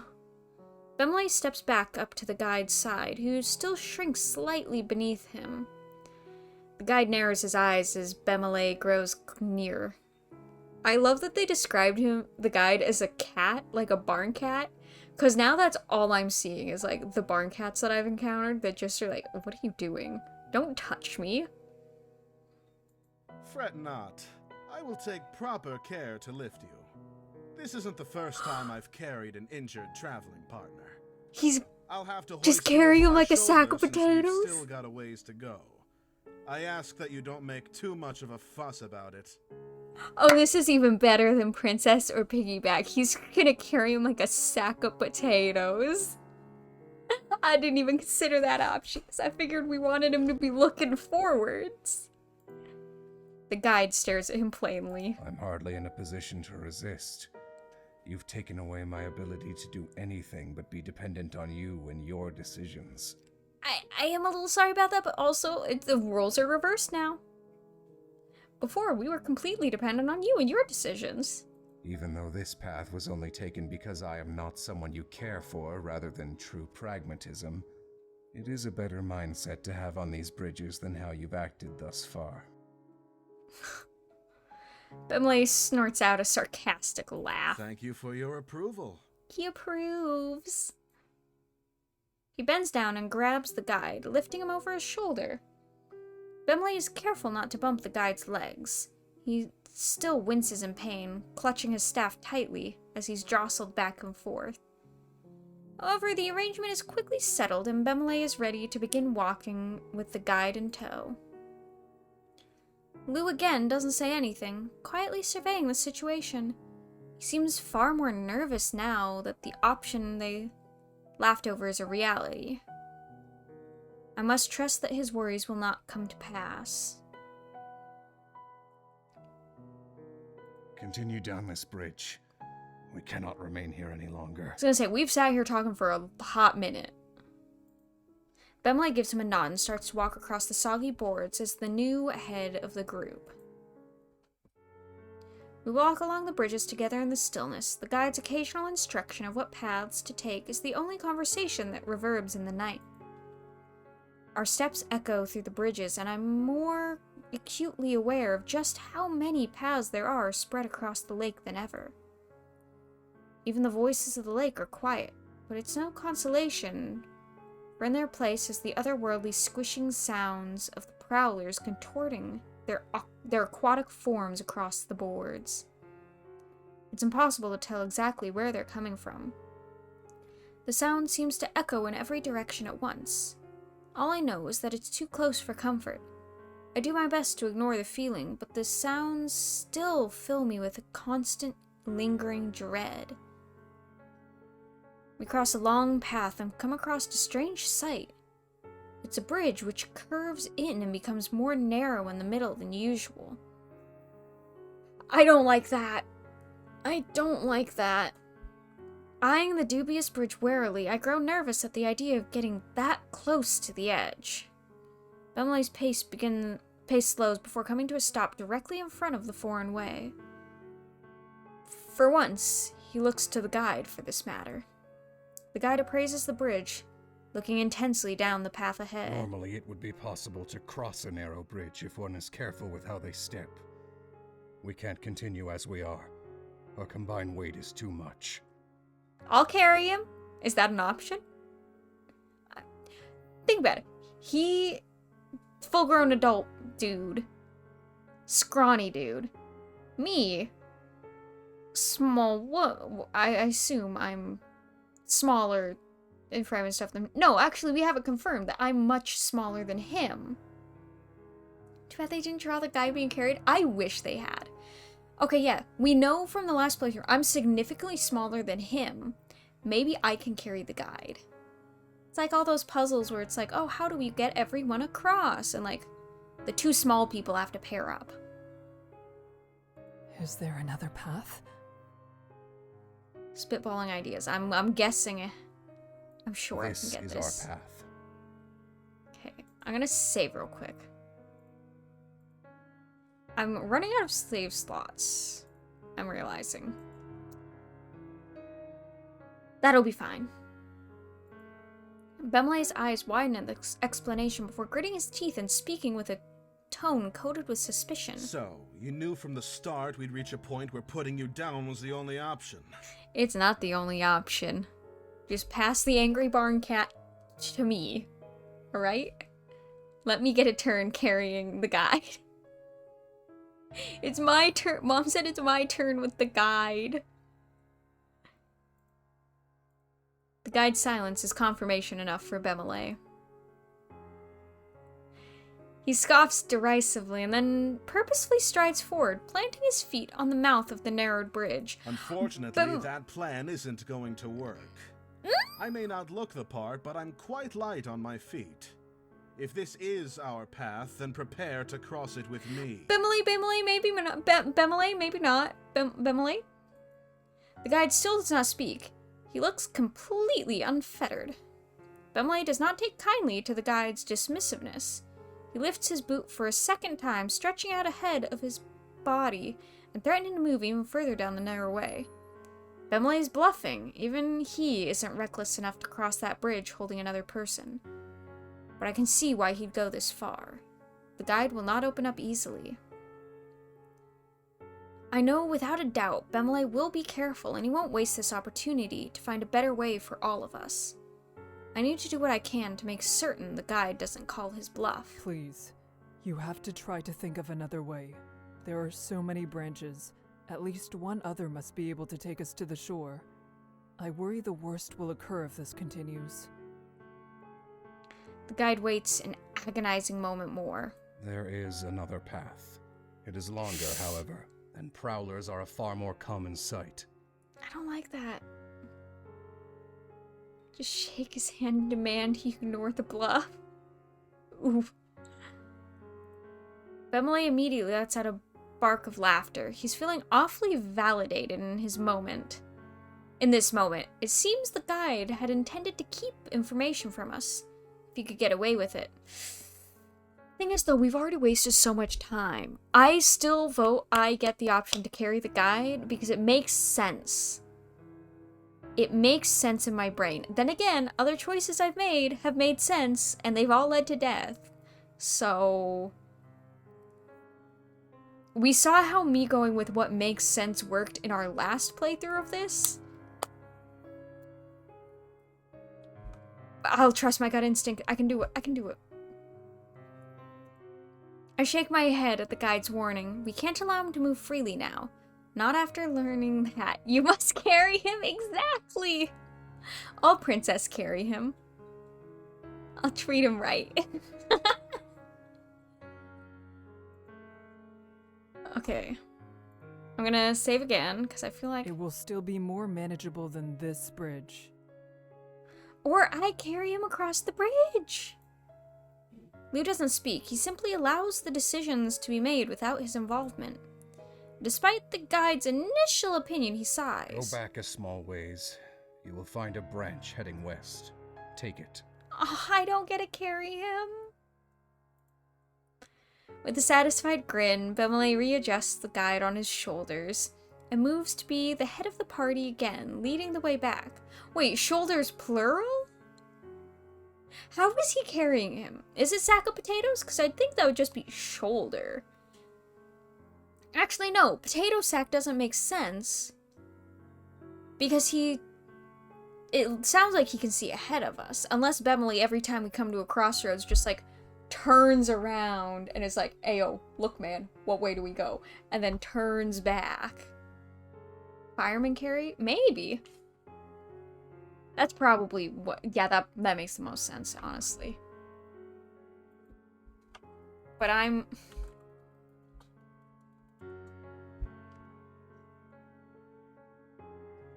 Yeah, fireman carry actually makes the most sense. You're not wrong. I'm sad I don't get a chance to carry him. Why is that upsetting me? I thought it'd be funny. Just pass off the angry barn cat. We trek through where we came. Along the way, Bemele tries to make light conversation. He's recounting the battle in which I earned my title. The guide has his focus elsewhere. It's doubtful he's hearing a word Bemele says. Carrying a man is a dream for most of us. Exactly. You gotta live the dream, alright? Sometimes you just gotta live that dream. I didn't get that option. I steal a glance at Lou, who still isn't speaking. This drastic situation has clearly increased his anxiety. I hope the jovial mood Bemele created will ease his mind some.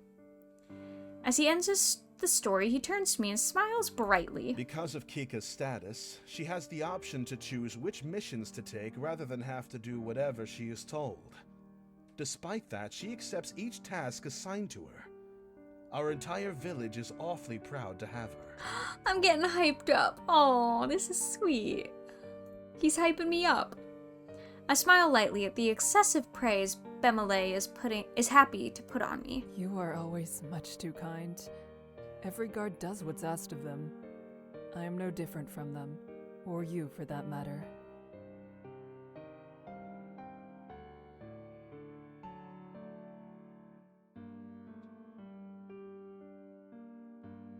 Bemele chuckles airily at my words. If there was nothing to admire about you, then I wouldn't do so. But the more I learn of who you are, the more I know for certain that I'm right about what I say. I feel myself fluster a bit under all the flattery. Bemele has always had a natural camaraderie with the guards. Only now have I started to realize he's made an effort to be extra kind to me all this time. I look back at him, now spinning another riveting tale about my heroics, and I'm struck by how much of a thoughtful man Bemele is. He seems completely dedicated to making sure I'm surrounded by pleasance, even in dark times such as these. Later on, our path weaving through the labyrinth of boards, Bemele becomes uncharacteristically quiet. I look over to see that his breathing is heavy. Carrying the guide is starting to take its toll, which means, do I get a second chance? Is it my turn now? Do I get to carry the guide? I feel the urge to say something, however I bite my tongue. That'd only give the guide a reason to demand his medicine. And that's a situation neither Bellamy or I want... Bellamy? Yeah. Why am I suddenly questioning how I've been pronouncing his... No, I know Bellamy is correct. Bemele. Oh my gosh. I like how I've been pronouncing it properly up until just now, and then I'm saying that. Wait. How did I say it this whole time? Bemele. His knees suddenly lock up, and he nearly stumbles forward. He catches himself and manages to stay on 2 feet, yet the guide starts to slip from his grasp. Not bite his tongue. What? Whoa there. Whoa there, Jack and Grip. Bemele tightens his grip and hoists him back up all the way onto his shoulders. The guide's face twists into a grimace at being jostled. Bemele attempts to mask his fumble with a laugh. I hope you aren't falling asleep up there. You've got to stay on your toes, even if you aren't walking on them. You're leading the way. Bemele, I feel like we should swap, because I feel like what if we need to run from something? You're not gonna be able to run if you're tired. And this isn't just me because I want to carry the guide, because I think it'd be really funny to see his reaction to it. The guide scrunches his nose in another display of pain. Or perhaps it's annoyance. Why are you so eager to die? It's definitely annoyance at this point. The guide is so over us. He's so done with us. Not sure where you got an idea like that from. I've already explained that I'm doing this precisely so we won't die. Preventing you from leaving us to those monsters is worth a little added weight. The guide clicks his tongue and sneers at Bemele.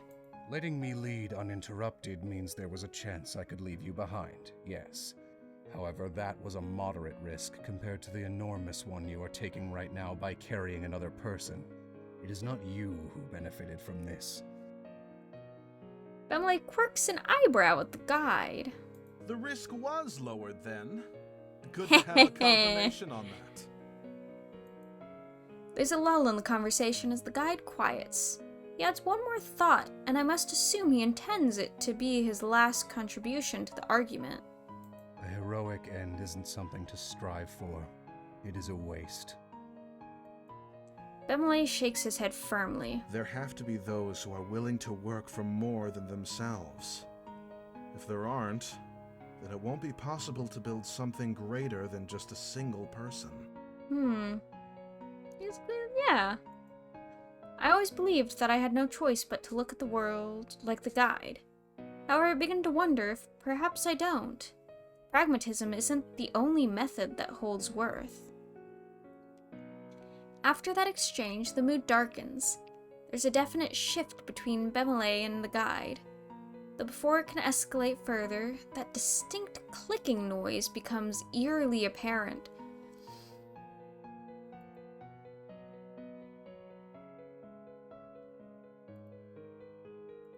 I'm just gonna... I stiffen immediately and search around wildly with my eyes. Oh, Lou, I'm worried about you now. Now I'm worried about Lou as well. Is Lou gonna be okay? One of us has already died. Surely that's all that needs to die. Okay. The sound creeps down one of the branches of the bridge, connecting to our set of boards.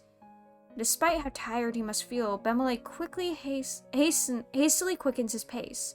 The rest of us follow. After some time, we break away from the noise of the nearest prowler. Before we can relax, that erratic clicking, squelching sound coils forth yet again from ahead of us. We continue to push out forward, however, no matter how fast we move or what bridges we take, we can't seem to escape the stalking sounds of these prowlers. Every so often, I turn my head to look behind us to see if there's anything. Sometimes it does seem as though a crooked shadow is following us. And others, it doesn't appear as though there's anything at all. Go down that path. Okay. I'm worried. Oh, what just happened? There we go. The guide points feebly towards another branch, with a hand that's even paler than usual. He's losing blood. Oh, guide, are you okay? Bemele nods and walks down the crossroad chosen by the guide. He's been giving directions more frequently, and Bemele is following them without hesitation. This is a bonding experience for them. The prowlers grow louder, and now, in addition to the squishing sounds, chattering in the lake begins to bubble up. It's beginning to feel as though we're completely surrounded. Tensions are high, and the situation is growing hectic. Listen, don't mind me spastically saving. Okay, I need to spastically save. Lou seems to grow more panicked with each step. Bemele is having troubles keeping collected as I'm trying to see everywhere at once as the sounds of the Nixie rising from the lake swiftly surround us. Eventually, regardless of his best efforts, Bemele has to stop to catch his breath. He inhales heavily, heaving gasp after gasp as sweat drips from his We forehead. cannot stay here. We'll be trapped by prowlers. Let me carry him. Through ragged breaths, Bemele quips back at the Unless guide. you've lost the ability to give directions, that's not going to happen. He starts to trudge along the path, again with heavy, hard-hitting steps. I debate with myself over whether I should say something or not. I could help, but that might be better saved for when we're out of such a dicey situation. We don't have any time to waste here. Save. Bemele, you can hold onto my lantern and I will take the guide. I can't manage for as long as you. Wait, did it? Let me carry him. Bemele, you can hold onto my Okay, I lantern did choose and the right will one, take okay. the guide. I can't manage for as long as you have. However, that would be better than pushing yourself to the limit. Yeah. I get to carry him now. Yay. My dreams are realized. I give him a withering look. Bemele returns my gaze, clearly conflicted. After a moment, he releases a sigh. Bemele knows that the weight of this task isn't his alone. He cracks a small smile at me. I would appreciate that. The two of us make for a much better pair than he and I. Does our guide agree with that assessment? The guide gives us no answer and simply turns away. I smile awkwardly back at the both of them.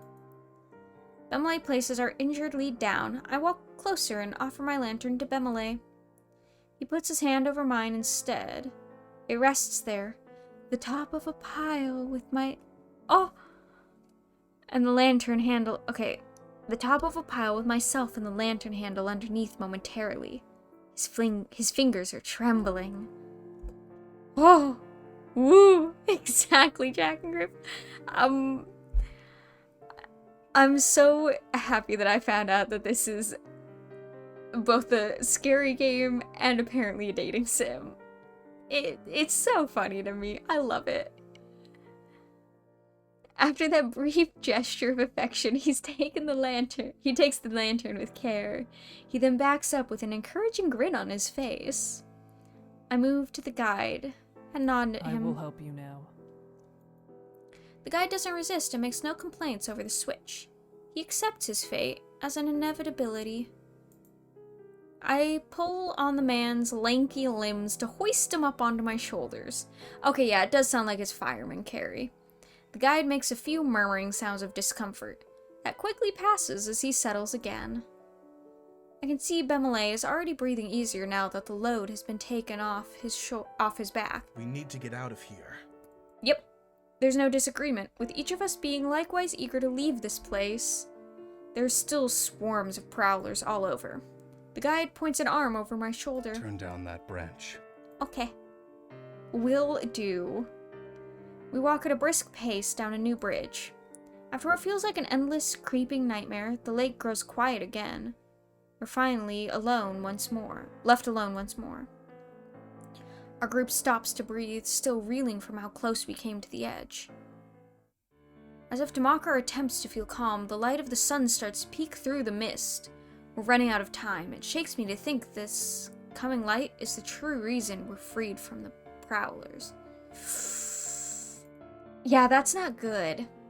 I steel myself for the answer to the question I'm about to Is ask. the shore close? We will have to run. Okay, we'll run. We'll book it.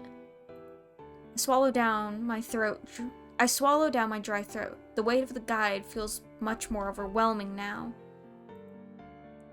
We're still ragged with exhaustion from the trial we only just survived. However, I stand firm to address them. I will not let anything drag us down. We're almost there. We are going to make it. Bemele smiles boldly at my words. Lou merely looks up at me nervously. Despite this, he also seems to agree. I readjust the guide and tighten my grip on him, then I begin to sprint down the bridge. As we run down the long stretch, a faint silhouette of land comes into view. The land! I see it! I nearly can't believe that it's there when I see it. I ignore the pounding, aching feeling in my legs and pump them as hard as I can, focusing on the clear goal in the distance. We race against time as the sun rises even higher. Nearly all the darkness has faded away. Even so, we don't stop. We keep pushing. The guide abruptly demands a change in direction. I start to take a sharp turn to the left when the added weight of his body causes me to tilt. Balance! I halt my steps and manage to keep myself from wobbling too much. Bemley appears right at my side. His face is full of fear. I cannot blame him. That was far closer call than I would have liked. A fragile smile breaks out past all the concern. He addresses the guide, who's still stubbornly clinging onto my back. We're close enough to the end, I think. If Kika gives the medicine back, would you be able to manage the rest of the walk on your own? There isn't time for it to take effect. Yeah, I will. There's no time to set him down, give him the bottle back, have him drink it, and then run again. He's already on my shoulders. Let's run. I try to steady my shaking legs. I've carried him far longer than I've ever needed to lift another person before, but it has to be done. We can't leave him here. Or can we? No, we can't. We shouldn't. We won't. Well then, might I help you with that dead weight? I'll take one arm and you can keep the other. We don't have time to talk. Let's just do this and run. I lift up my eyes to meet his. They shine confidently. Bemley is a good man. Involving another person might be quite a risk, yet at this point I feel it will be worth it. Between the two of us, we should have the strength to go on. Thank you. Oh, I don't even have a choice on this one. I slide the guy down on one side to make it easier for Bemley to take hold. He takes position as the final part of the chain connecting all three of us. The guide's only contribution is a nearly inaudible sigh. I only catch because his face is so close to my ear. Bemley and I nod knowingly at one another. Then we begin to run, fighting against the sunrise and our own exhaustion. The three on our feet continue running as hard as we can until the dock draws near. I can speak. And finally, we make it to the shore!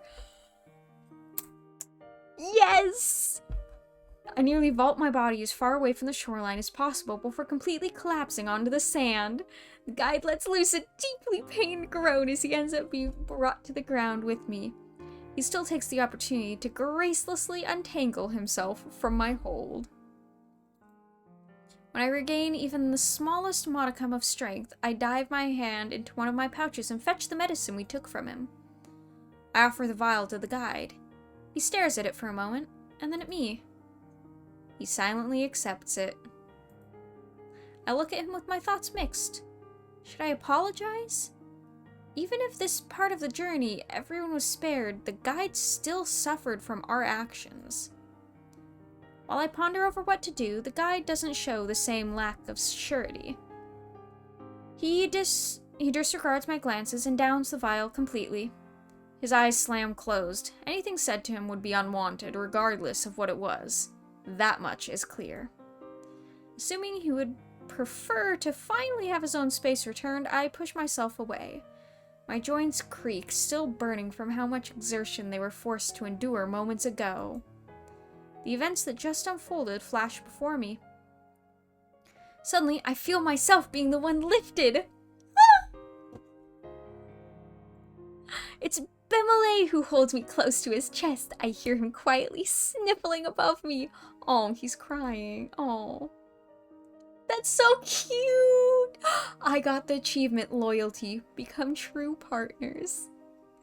I relax into Bemley's embrace while wrapping my arms around his neck. Hot tears brim in the corner of my eyes, and I allow them to fall freely. Through this great emotion, he speaks quietly, more to himself than anyone else. Thank God. Ah! The small statement makes it fully sink in that we reached the shore. We actually made it after everything. We're safe. I'm so overjoyed that he is here, that both of us made it together. We stay like this as long as his worn state can manage. Even after placing me down, he never strays far. There's movement from the corner of my eye, and I notice that the guide is standing again. It's almost strange to see him behaving so normally. so distantly after what we went through. He draws near to us, his cloak swaying in the morning wind with each step he takes. It is time to leave this place. There is nothing left for you here. Dude's never going to agree to guide us across the lake again. No matter what. Like, he's never agreeing to do anything with us again, is he? Upon being addressed by him, I rise to my feet. He has a calm look on his face, though there's force behind his serenity. I open my mouth in an attempt to speak, however, I quickly realize I still have a little idea of what to say. He's untrustworthy, but in the end, we were only able to cross because of him. And then the fog is removed from my thoughts. After everything that has happened, it becomes clear. I harden my face to match his serious disposition. There's something he is certainly right of. This lake isn't a place to linger. Going round and round in circles will never help. We cannot submit our lives or our minds to Sinlos.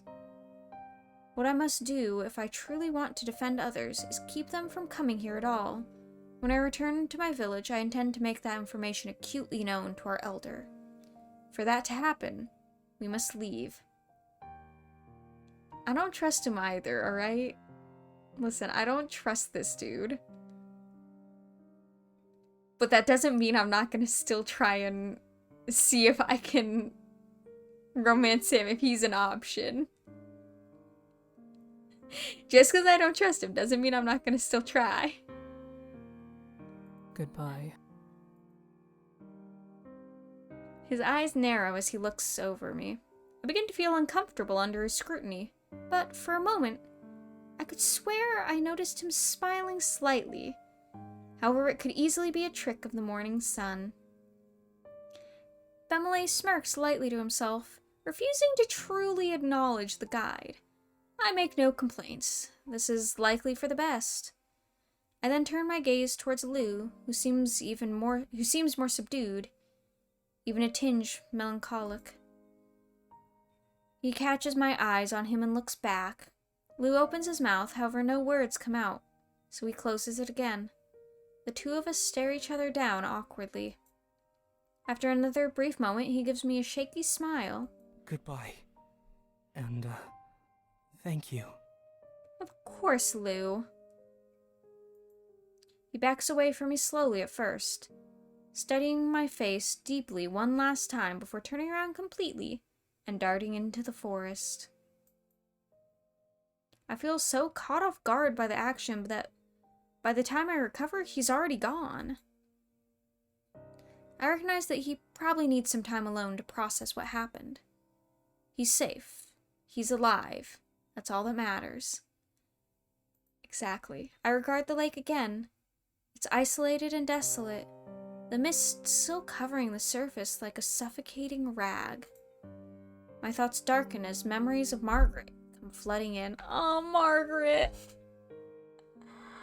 Margaret, I'm sorry, love. I'll come back for Margaret in another playthrough, alright? I'll save Margaret in another life, in another run-through. I'll save her. It's fine. This is fine. I'm just a little sad. A warm, white hand drapes over my shoulder and, Harriet, you're in the way. It gives it a firm squeeze. I peer up to see Bemele. He holds me in his gaze sympathetically. We don't have to put all of this behind us. Especially not right at this moment. I stare at him silently, tongue-tied at his words. He gives me a comforting smile. The smile lingers for a bit before his expression promptly hardens. I'm not sure I'm the same coming off the bridges as I was stepping onto them. It's something I'll always have to live with. That's all right, isn't it? Oh, yeah.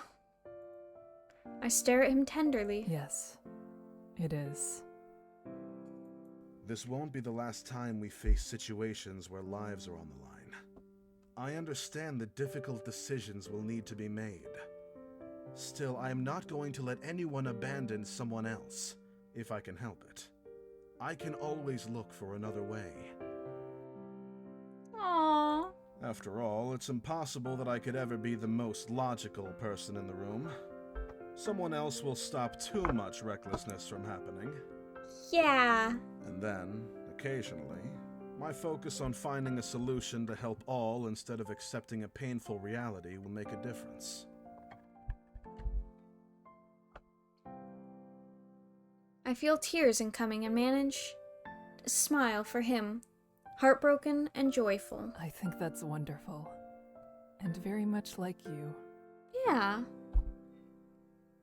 It's sweet. I like it. He smiles happily, though. Let's see, he smiles happily, though then takes on a bashful look. Let me add that I don't want you to feel as though you personally need to make up for my idealism. I'm not your responsibility, and I'd like for you to be happy and honest about how you feel, and... Aww. He started rambling, so I cut him off before he can work himself up further. Bamele, you have never been my responsibility. You're my partner, and you don't have to worry about me either. I understand. As a pair, I take pride in how one is strong where the other is weak. Oh, this is so sweet.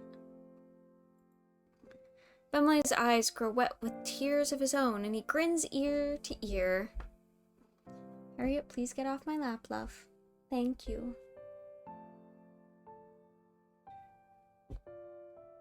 You're Kika. very toasty. Thank you. Thank you too. He wipes his damp eyes on his sleeve and chuckles self-consciously. I hope that this means I'll be allowed to keep sharing your company from now on. It seems I've gotten used to seeing you each day. Aww. I would love nothing more. A warm sensation hovers between us. It means so much that we found what we each were missing in one another.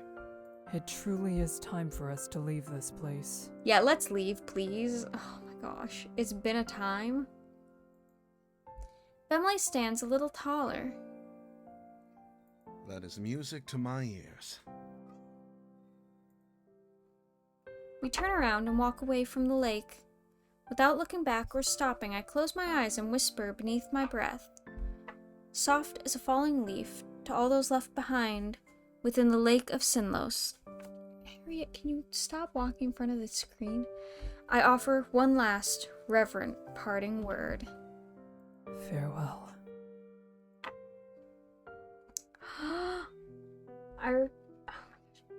I hurried to Hemmer as quickly as I could. I already failed to help another during my journey. I could not afford to fail the villagers. They were grateful to see me, for it was a desperate situation indeed. The urgency meant that my mind was occupied with other matters. I worked tirelessly to aid Hemmer's own guards in forcing back the brigadiers. But during the moments of calm and when the sun went down, I would remember the lake. Bemele was of great help during the fight. His outwardly positive demeanor lifted the spirits of many around him, but I could see from the shadows in his eyes that he hadn't forgotten what we went through. Rather than be paralyzed by it, he's pushing himself to be even stronger. I admire that about him, and I fully intend to support him the way he does for me. When receiving payments for his services, the guide must give a report of all those who both succeeded and failed to cross the lake. Oh! The name and fate of Margaret soon became known in Hemmer. I added that she was an intelligent, thoughtful person and urged them to show respect for her passing. I hope that one day I will have the opportunity to go to her hometown and give my own proper respects. Lou never reappeared after walking away that morning. I do not know where he has gone, but wherever he went, I pray that he will live a safe and wonderful life. Perhaps someday we will meet once more. I have not heard nor seen the guide since then. He will remain obscured in that realm of fog and fear, a mysterious light off in the distance that is ever out of reach of the real world.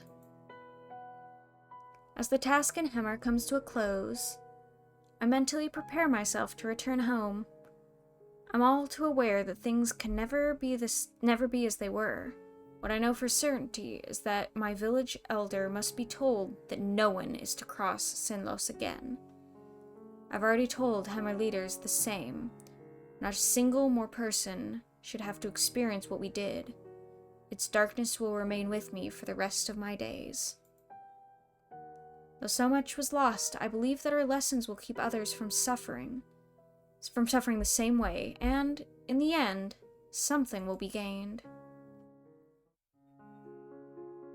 After we returned home, Bimile adopted a wolf dog named Dietrich. He did not enjoy being alone at night so soon after what we witnessed on Sinlos. I could understand how he felt. I told him I am there at any time if needed. Now he, along with Dietrich, regularly make themselves at home in my cabin. I would be lying if I said it did not bring me comfort having him here. We still spar together and are often partnered for missions, meaning we spend most days together. How cute. It's incredible to still find fulfillment in these small joys, despite the pain and hardship. I will continue to do all I can to protect others, as well as the life I've come to love. And then I got another achievement, persevered through all the hurt. That was good! I do like this game. This is a fun game. I really like it.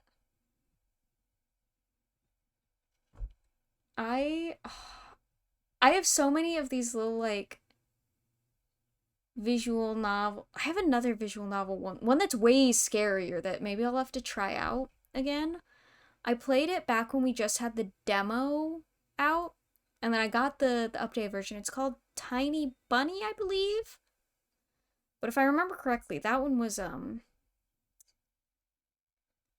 one scared me more than Lake of Voices. So maybe we'll have to play that at some point. Let's see. Who will I raid? So I will. Does chat have any suggestions on a raid person? Who to raid? Because I will take suggestions. Otherwise, I will just find a random person, and we'll go from there. Actually, no, there's only 3 of us. Nah, not tonight. There's nobody else playing the game I am. Alright, well, on that note, thank you so much for joining. I really enjoyed it. Have a wonderful rest of your nights. And I will see you next time. Bye-bye!